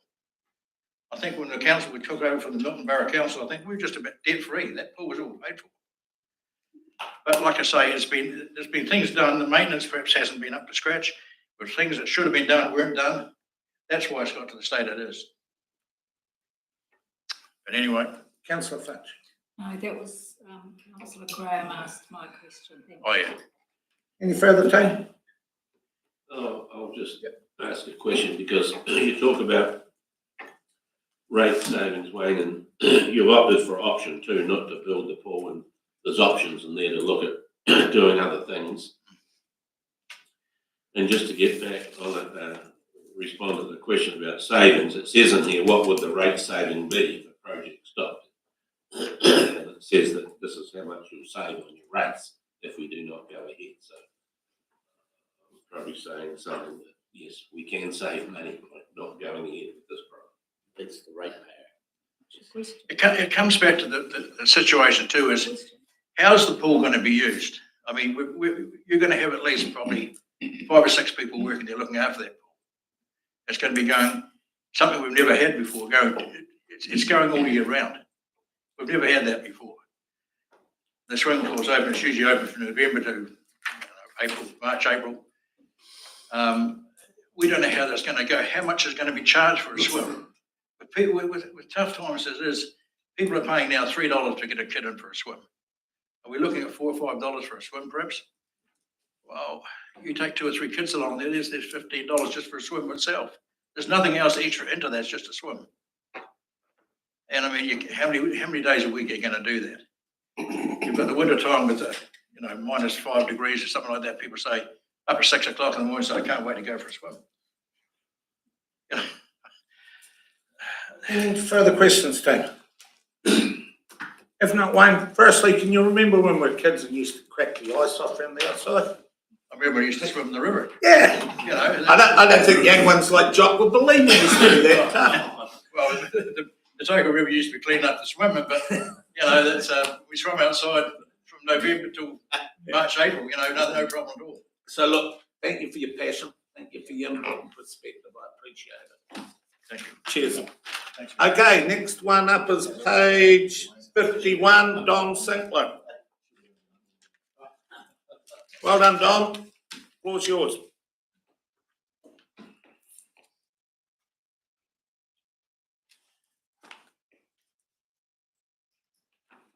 Good morning, Mr. Mayor, councillors.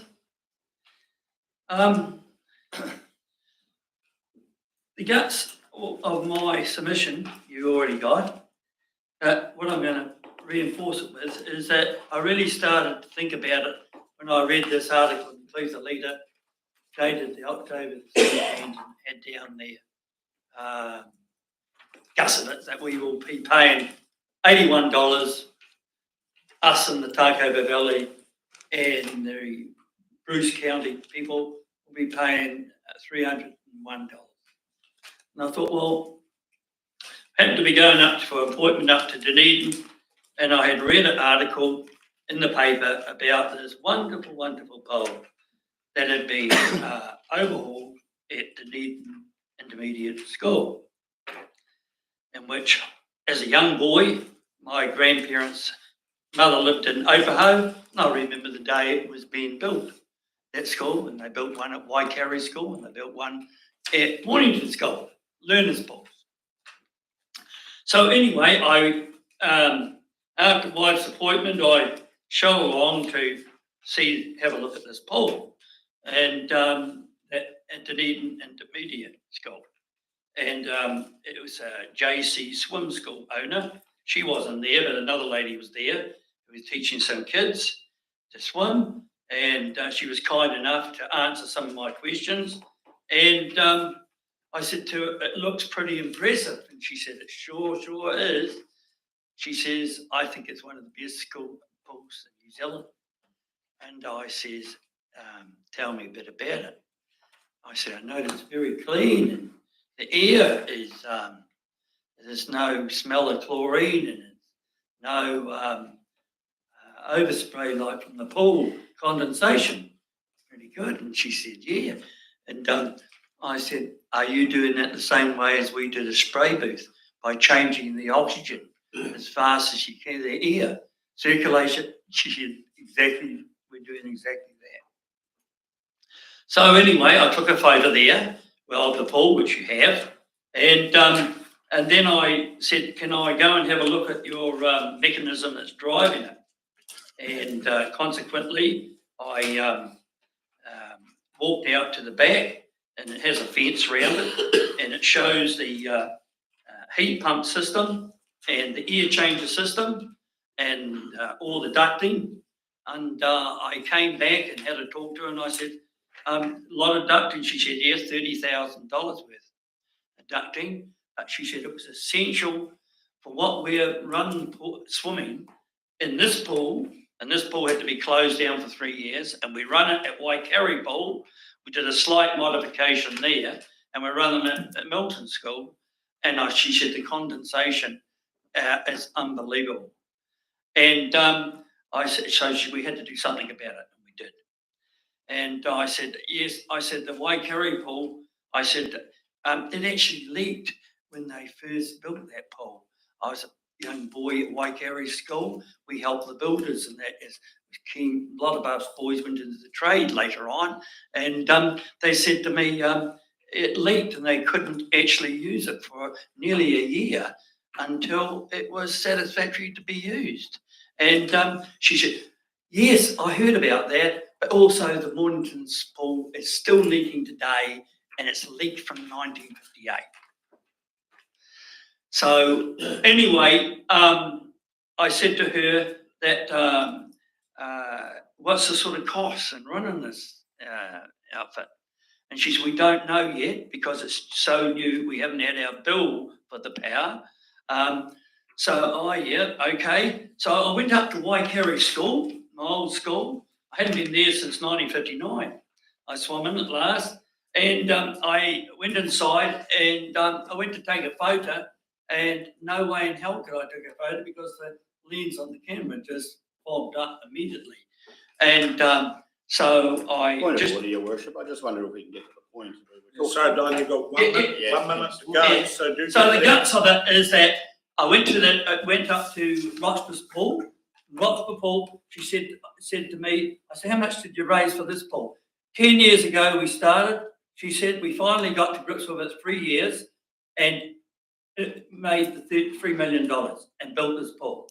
We built the pool with solar and the heat pump, and we get credit on the power made from the solar to compensate for the heat pump in the cooler period. They did that for $3 million. Then I did it for 1.4. So surely you guys can do something for the Milton Old Pool, like within a reasonable budget instead of $20 million.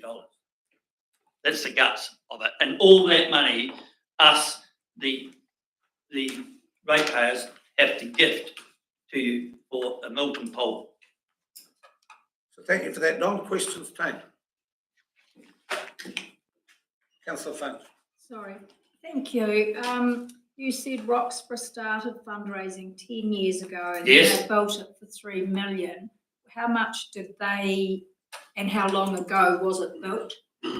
The pool was built about 2 years ago. 2 years ago. Yeah.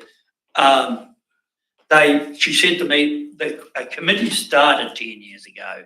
Yeah. But she said, I got involved in it 3 years, and she said we got stuck in and we got sponsorship and money, and that's how we did it.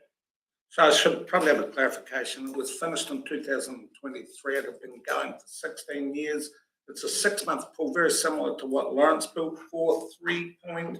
You remember, John, what the Lawrence swimming pool was? Very similar costings, very similar price, but a totally different pool on because that's a 6-month, non-insulated, totally different one. Milton has chosen as a community. Correct. Not Correct. us, but Milton chose as a community. Yes, the 12-month pool. So it isn't horses for courses, but we'll go back to more questions. The Denai School is the same as the Milton complex.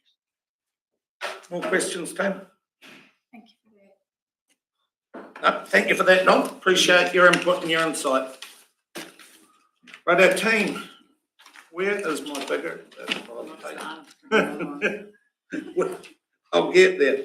Now, I'm unsure which Mr. Barrett's coming. It's either page 8, page 5, or page 6, but no doubt Phil will tell us when he gets here. Welcome, Phil. The floor's yours. But do tell us what page.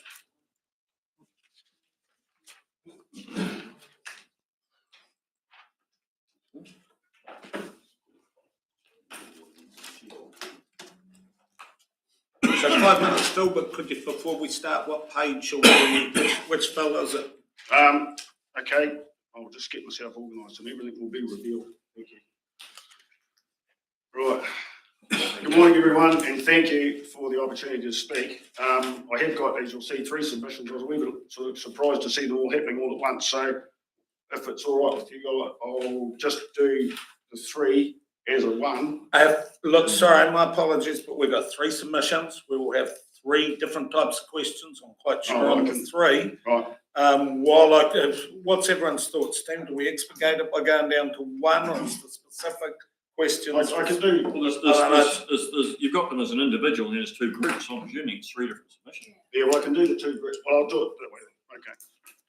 So can you please state which one you're doing? I'm Phil Barrett, and I'll be doing the submission on both the Concerned Citizens page and the rates proposal page because they're essentially the same. So you're not doing your individual on page 8, you're starting on page 5, is it? Yeah, I'm starting So we'll start on page 5, so it's the included Concerned Citizens.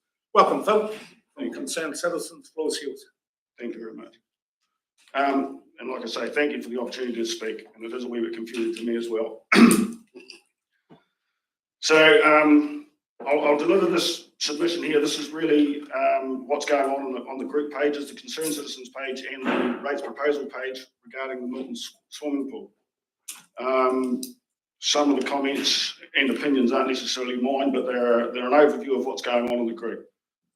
So I'm just delivering the message essentially. The feeling within the group is this project is unaffordable, and the big problem, the whole problem with the pool actually is the money side of it. If the pool was going to be $2 million, no one would even be here. No one would bother worrying about it. It would just happen. People's concerns are their ability to meet their personal commitments going forward, and the rates rise are of a top concern. I ran 2 polls to actually gauge opinion to try and help us out, or help you guys out as well, actually, as it turns out. So the 3 options were yes, no, or investigate the old pool. Excuse me. And to be fair, the results were a little bit disappointing for me, really. There was 1,200 people on the rates proposal page, and we only got 300 votes. 64% of them wanted to investigate the existing pool as an option. 14% said no, stop the project in its tracks. And 22% said yes to the new pool. The disappointing bit was because there wasn't that many people voted. I would have liked to have seen 800 people vote, but they didn't. The feedback that I got was, excuse me, the vote itself wasn't anonymous. People could see on the page who had voted, and I think that I didn't know how to make it so it was an anonymous post. So that sort of scared people off, I think, from having their opinions out in the open. As you know, Facebook can be a very toxic place. The poll on the Concerned Citizens one was very similar. 74% investigated the old pool, 18% said no, stop the pool, and 8% wanted a new pool. And there's about 350 people on that, and we got about 100 votes, and I suspect it was for the same reason.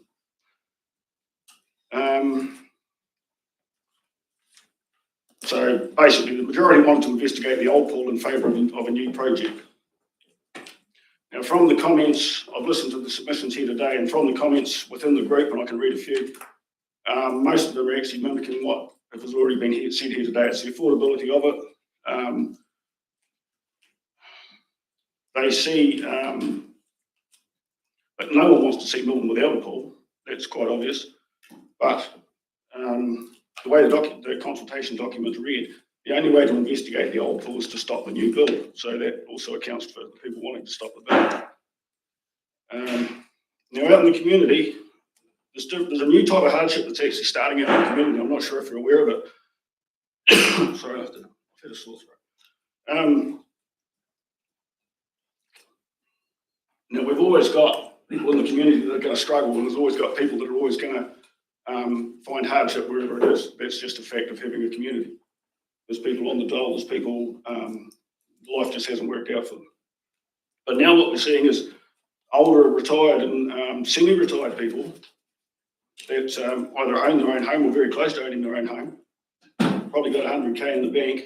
They thought they'd sort of got things right, and they've just noticed that their money is going out faster than what they'd like.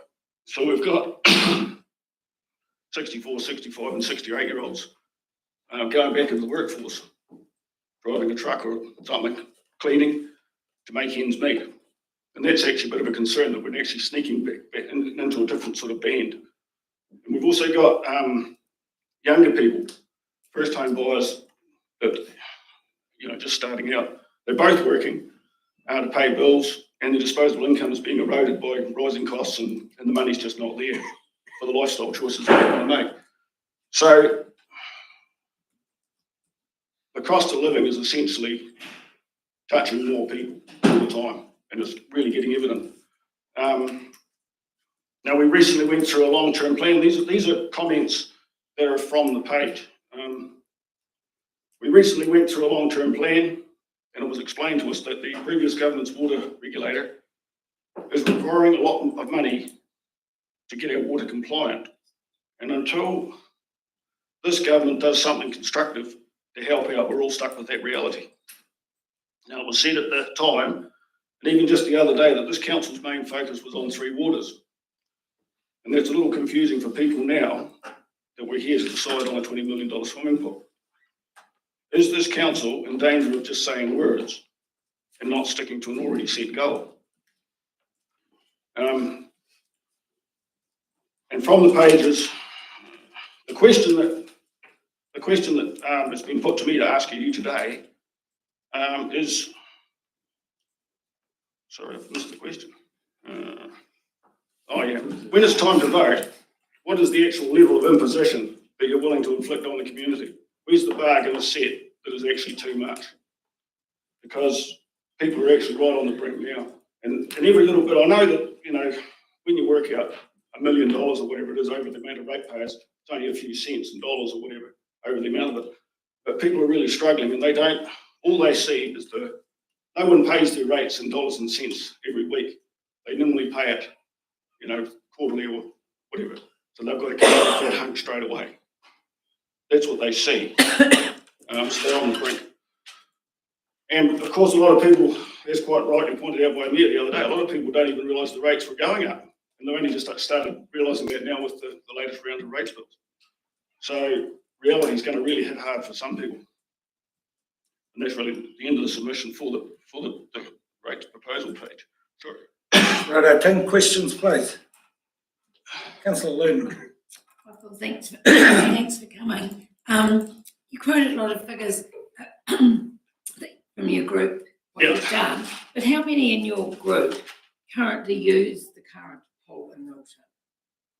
Oh, I couldn't tell you. I know there's obviously there's a splattering from the group. I did check that the people that voted were actually from the area, because there's more and more people joining the page that aren't actually from the area. So all I actually did was had a look, and there was, out of the 350, including concerned citizens, out of the 100 that voted, there was 7 that didn't come from the area. So that's that. And the other one, there was, out of the 300 votes, there was 17 that didn't come from the area. So that's the only information. I don't know the actual answer. Sorry. Councillor Finch. Can I just ask what area you're talking about, Phil? Are you talking about the whole of the Clutha district, or are you talking about the Bruce ward? In relation to the whole. The people that voted, you said you checked they came from. Oh, yes, sorry. Yeah, I did check. We don't Yeah, know. but from the whole of the Clutha district. Yeah. Right. Yeah. Yeah, you don't necessarily know their exact details of where they live, that's all. Councillor Payne. Thank you, Worship. Phil, thanks for coming. Look, you crunched the numbers a bit quick for me and I just didn't quite get them. Concerned citizens, there was 100 people voted. Yeah, or just 27 said. I thought you said 300. 74%. No, there's 350 odd in the group. Approximately, I think it was 103 actually voted. 74% wanted to investigate the old pool as an option. 73 roughly that wanted the old pool, yeah. And then I think it's 18% have got no to stop the build, no to stop it completely, didn't want anything to do with it. No. And that leaves you 8 is for the new pool. Yes. And for the Ratepayers Association, were it similar numbers again, sorry? They were similar. 64%, most to investigate the old existing pool. 14% said no, stop the project for whatever reason, and 22% said yes to a new pool. That's out of 350. That's out of 1,200, that one. There's 1,200 people on the, and there was about 300 votes. That was on 300 votes. Locals. All bar the 16 on this one. Yeah. 16 didn't come from local. They were from further afield. The rates proposal page has actually become it's sort of affiliated with what's it called? Christchurch and all that sort of stuff. Now there's rates proposal groups in there that sort of come in there as well. So that's why that's happened. Further questions, team? Councillor Volwell. Yes, if I can ask, just curious about the rates proposal group. Is it a membership group? No, it was started online. Yeah, no, it was started as an online group when the rates, the first idea of the rates rises was going to happen. Bruce McGregor, I think it was, over in Tapanui, put a post out and said, you know, what are we going to do about it? And from there it grew into a group. I became admin on it when other people sort of didn't want to do it. It was sort of failing, so I took it on as I was doing something similar anyway with the concerned citizens. So I've got a few questions, Phil. So firstly, I think 300 out of 1,200 or whatever, that's quite good. We bust our guts and we do consultation and we don't get anything like that number, but you try your best. But I'm intrigued because we know that you had a meeting up at the Town and Country and you've certainly been doing a lot with your membership. Do you think you made a difference? At the meeting wasn't really, it was a bit of a flop, to be fair. It was only about, I think it was 20 people turned up and most of them would have been people that would have done something anyway. So no, that wasn't a good thing. Making it, our whole purpose really, well mine, was to try and get some information out there for people to make their own decision. I'm not opposed to the pool myself. I just want people to be really aware of what the potential costs of it. Yeah, that's good, and well done for this democracy working. So there was a comment that you were not sure if we're aware of it, and I look around the table and I think they're a pretty aware group. So I'm just trying to get a perspective on where you see that you've got a greater awareness. So, you know, like I know on this around here by Hoki, there's some volunteers, food bank. I know as a council we can proudly say that over the last decade we've put over 800 locals into work. We're very acutely aware of the social end. And one thing that we can be proud of collectively is that over the last decade, we're the only council in New Zealand that have maintained a 4% rate cap consistently year in, year out, bringing the rates from the top quarter to the bottom quartile for New Zealand. So that's something that we're aware of, but I've got to gain perspective. So I'm wondering, what, as an awareness, what volunteer groups are you involved in? What are you involved in your community? Yeah, no, well, I'm not, yeah. I think that comment, was that the comment that I made? That comes straight, that was a comment made in the group. That wasn't my comment, but I take your point. No, I'm not actively involved. I'm too busy doing every other thing. I don't actually, as a volunteer, I'm not. Right, yeah, no, good. And also last week it was quite an interesting, so your perspective on this, we had a Targa Southland came out with the overview of where we are as councils and their ability to come together. It's a public document now, so I think it'll be quite good for the revelation far and wide. So there were 2 councils identified in that group that could go it alone, that had done enough, that were resilient enough as a council to go it alone, and Clutha was one of them. So when you're saying about us, like we have done something, are you aware that across New Zealand, there's 67 councils, and I still hold, and in fact probably even firmer, that we will be certainly on the brighter half.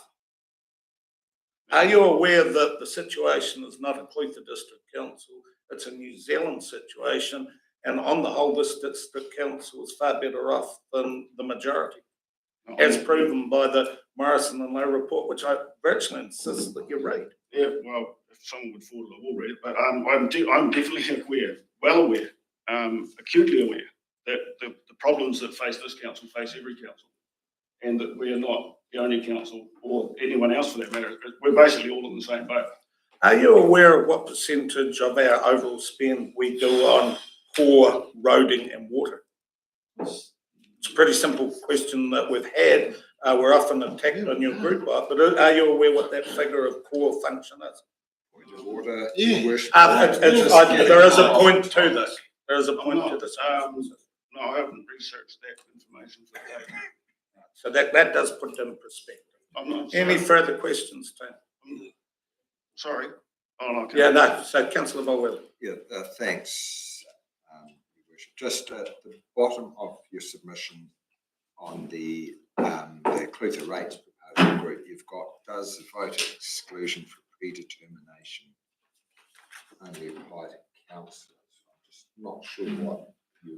Yeah, well, I can explain that. I sort of sometimes play a bit of game of sort of cat and mouse, I think, with the council up here, and I don't even mean to do it, but as we've just probably seen, the mayor has an opinion on everything. Point of order, please. Well, okay. There won't be any personal attack here. Well, I'm not sure how to answer the question, sir, because if you have an opinion on something that's quite often in the paper on a wide range of subjects, but you still get to vote on everything that comes to council. So it's been pointed out that some of their elected members can't have an opinion on certain things, or they might be excluded from the vote. And I'm not trying to wind you up. I'm not trying to cause trouble.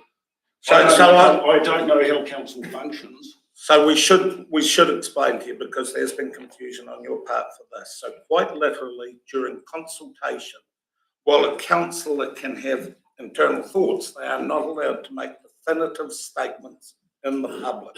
If I'm made aware that definitive statements are being made, I'm obliged as mayor to consult my councillors and warn them of their obligations to maintain the ability for the day they walk in here that no one can say you've already got a predetermination, and that's what I've done. I'm quite proud of the fact that that's a job that we do, and we will run very efficiently as a team. But any councillor and myself, which I haven't, make a definitive statement on a consultation item, you're excluded from the vote. That's the law that central government has. And thankfully, with my guidance, the council has managed to maintain every single one of us will be able to vote here now instead of the exclusion. That's good. So glad we rectified that confusion. Councillor Payne. Thank you, Your Worship. Thanks for the information, Phil. Look, I'm a number cruncher. I love crunching numbers. I've just got one last week question. Could there be any chance that the concerned citizens and the Ratepayers Association are the same people voting on this?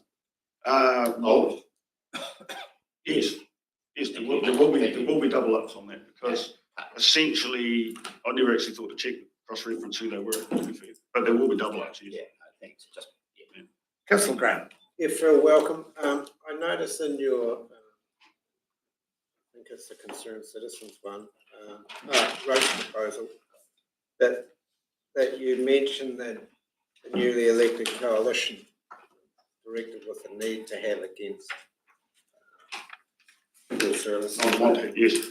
And I'm just wondering what your opinion was, and I'll probably get a point of order on this, but does the Dunedin Hospital come under a nice to have, and the covering each part come in as a core service? When you go back to the direction from the coalition and their decisions.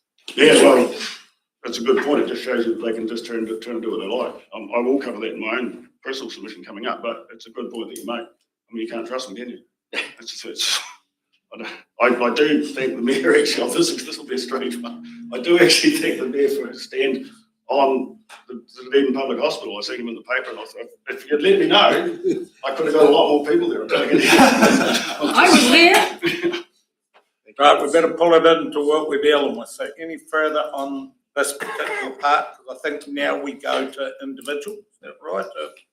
There are no further questions. So that's page how many? 8. Over to page 8. The floor's yours, Phil. Okay, thank you. Now this is my personal submission, so I am, if I do something to upset you, you can turn me out. I don't mean to. It's just a bunch of questions for you, for all you councillors before you make your vote. I'm glad to hear that you're allowed to be all allowed to vote, because that was a bit of a concern a while ago. It might not be. So basically, I was just wondering if there was any more information available to the councillors that haven't been included in that document, the consultation document, because it seems that there's a few gaps in there that I'll point a couple out. And I'm not doing this to stir trouble or anything. It's just things don't look right. I'm actually a numbers person as well. The foundation issue, or the possible foundation issue, hasn't been mentioned. There could be strengthening work that needs to be done, and you guys have actually, looking at the website and that, you guys have actually discussed it here, so you know about it. But it hasn't been included in the budget or the funding solution. And from the Milton meeting when we were there, it was also said that it wasn't in any contingency plan in case it is needed. And I would have thought myself that basically building something in Milton that's going to hold a lot of water and be very heavy would possibly need some sort of strengthening work to meet with earthquake requirements, etc. Insurance possibly, or even just to future-proof it.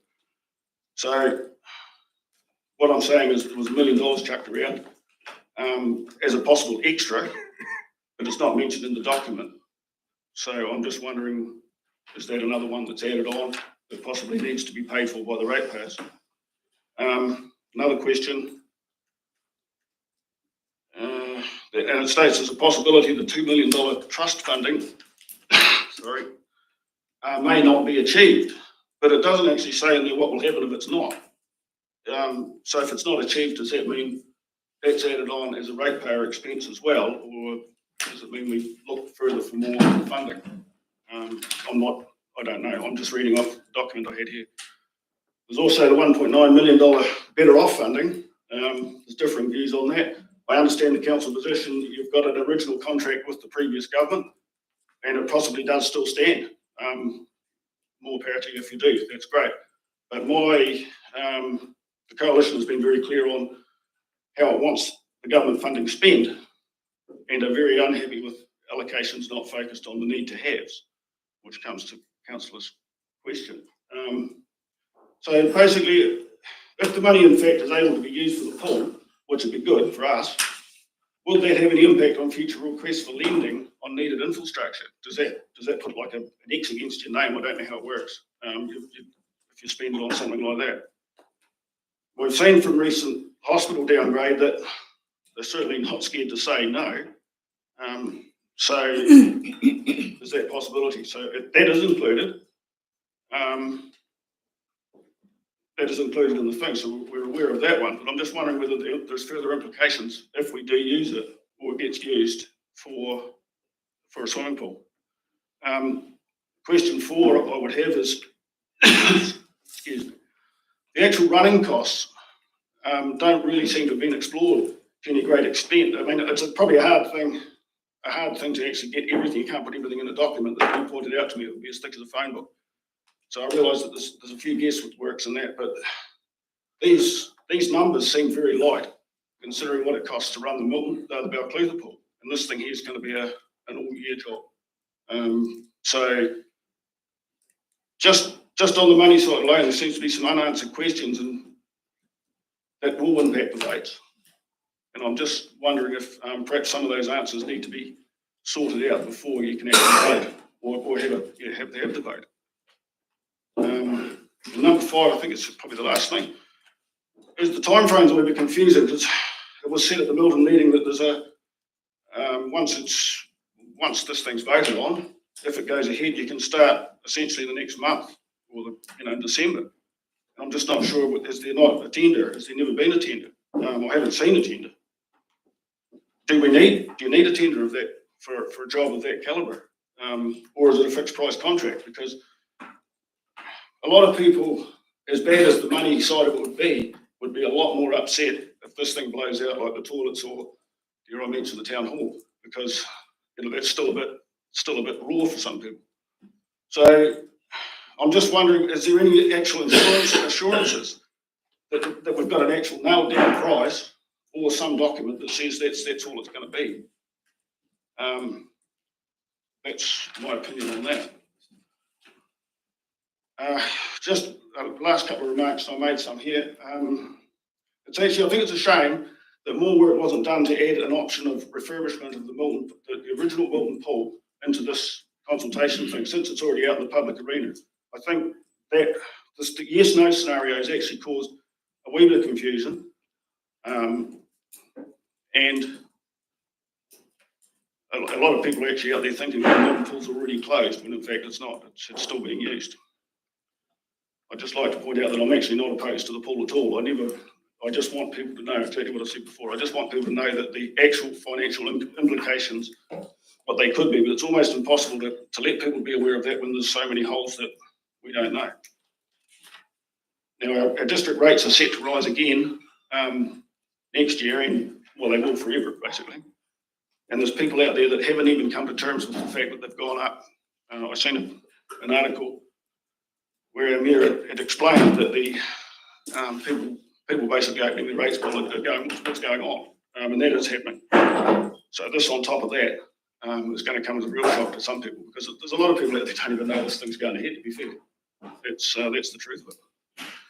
And I'd just like to, well, I've got a moment. I heard a question about you can't rate for savings, but I was just wondering, you've got this investment account that you use for different things. Could some of that investment fund not be turned back into debt reduction or something like that, instead of rating for it? Use some of the dividend off your investment account perhaps to offset the rates or the debt level. That's it. Welcome questions, please. Okay, so look, team, if you don't mind, if I can whip through, because there's a lot of questions to try and expedite it, so we'll go through if we can. Foundations, Phil, at the moment, the requirements for the foundations aren't legislated, they're not done, and I don't believe, no matter how obtuse your thoughts are, you would want the ratepayers to build it to a spec that's not required. So on the foundation one, quite specifically, we're building it to the specs of today, fully up to spec, and I think it would be imprudent of us if we were to add millions of extra cost for stuff that's not required legislatively. So that was the first one. Second one was the $2 million of fundraising.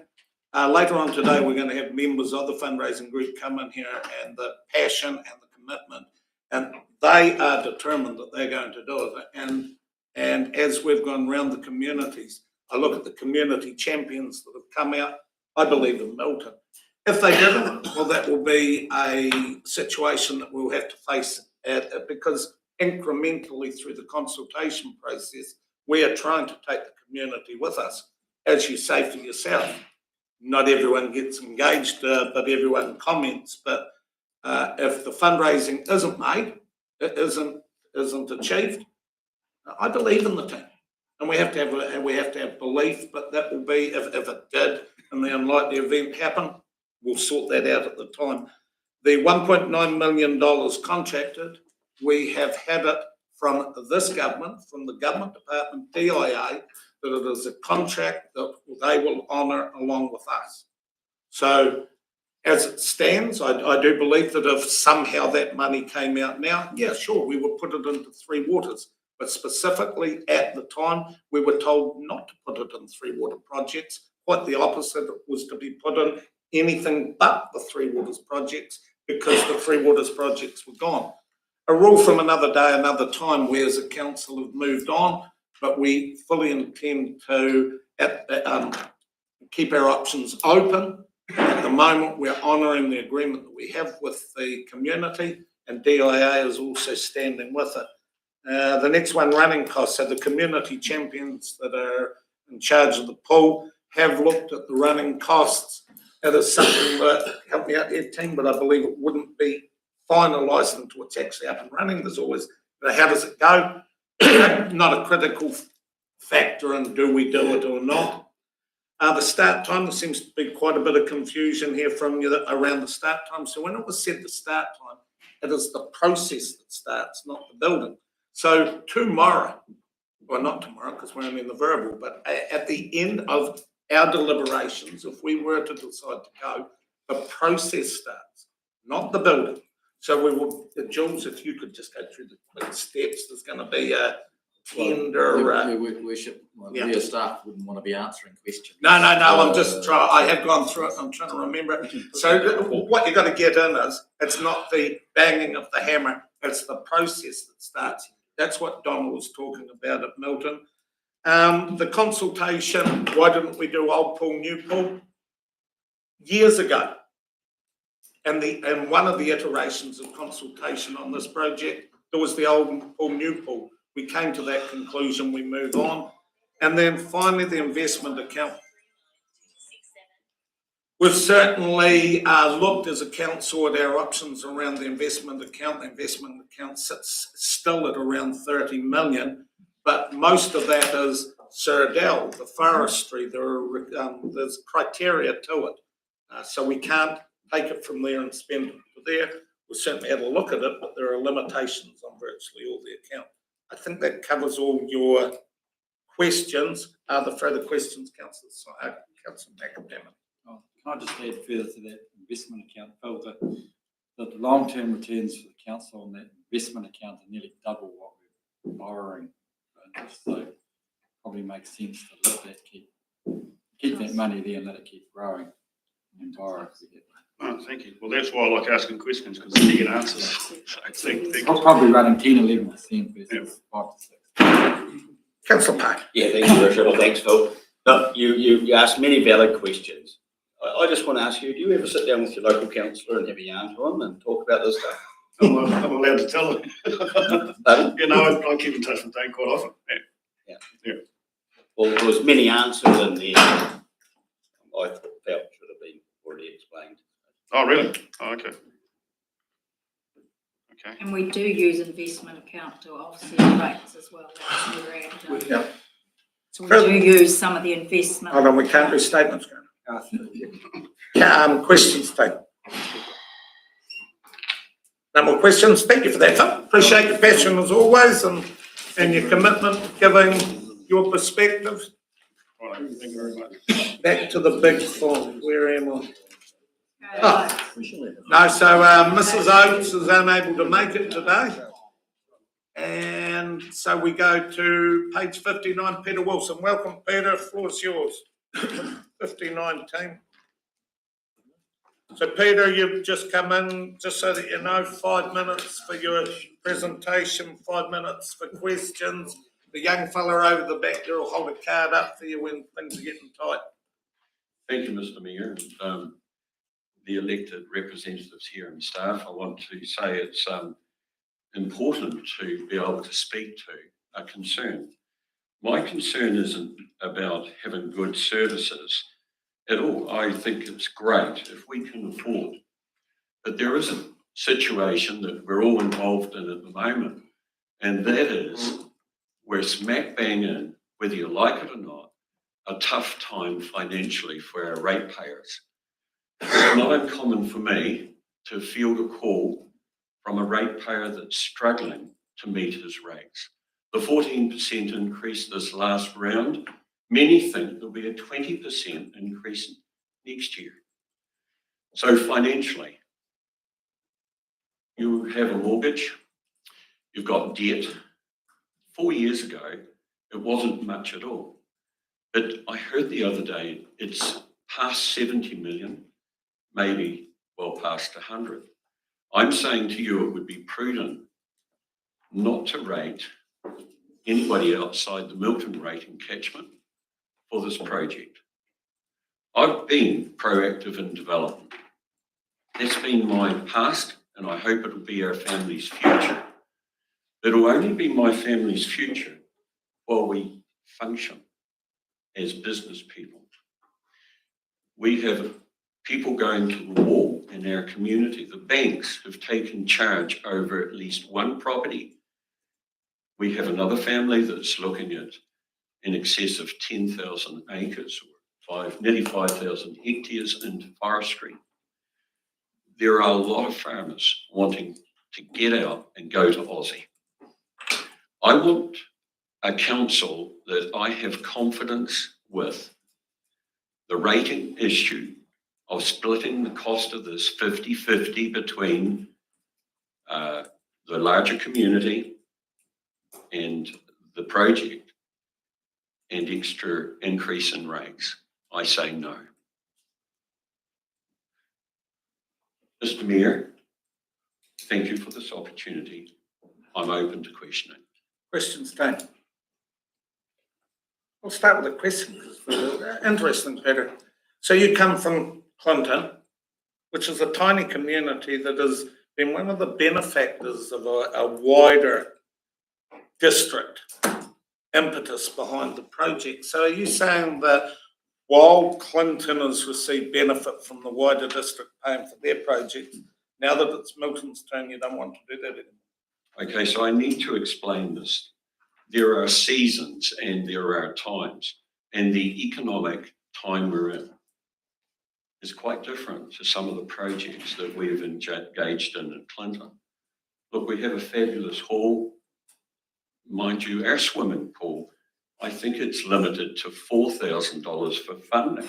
It's so minimal. I can't understand why it's not 10. So the cost of funding, the ongoing costs. So here we are, Mr. Mayor, I am for facilities and services, but to make it a debt on our actual collateral, our assets, that we keep paying. We've got to find another way to fund this, because if it comes against and becomes a rateable cost, there will be more people leave these provinces, this area, because their confidence is already at a low. And actually, there's a lipstick test.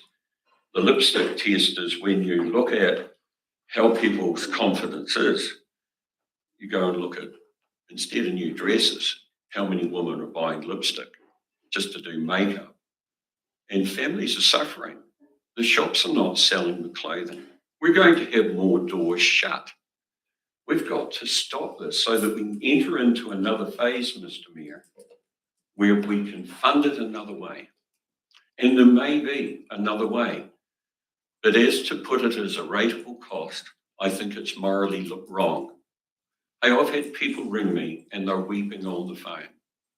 One of them is not able to pay the rates at the moment. And he employs a lot of staff. We've got families that have large holdings that are saying we've had a guts full. And I don't normally swear, but they're saying bugger it.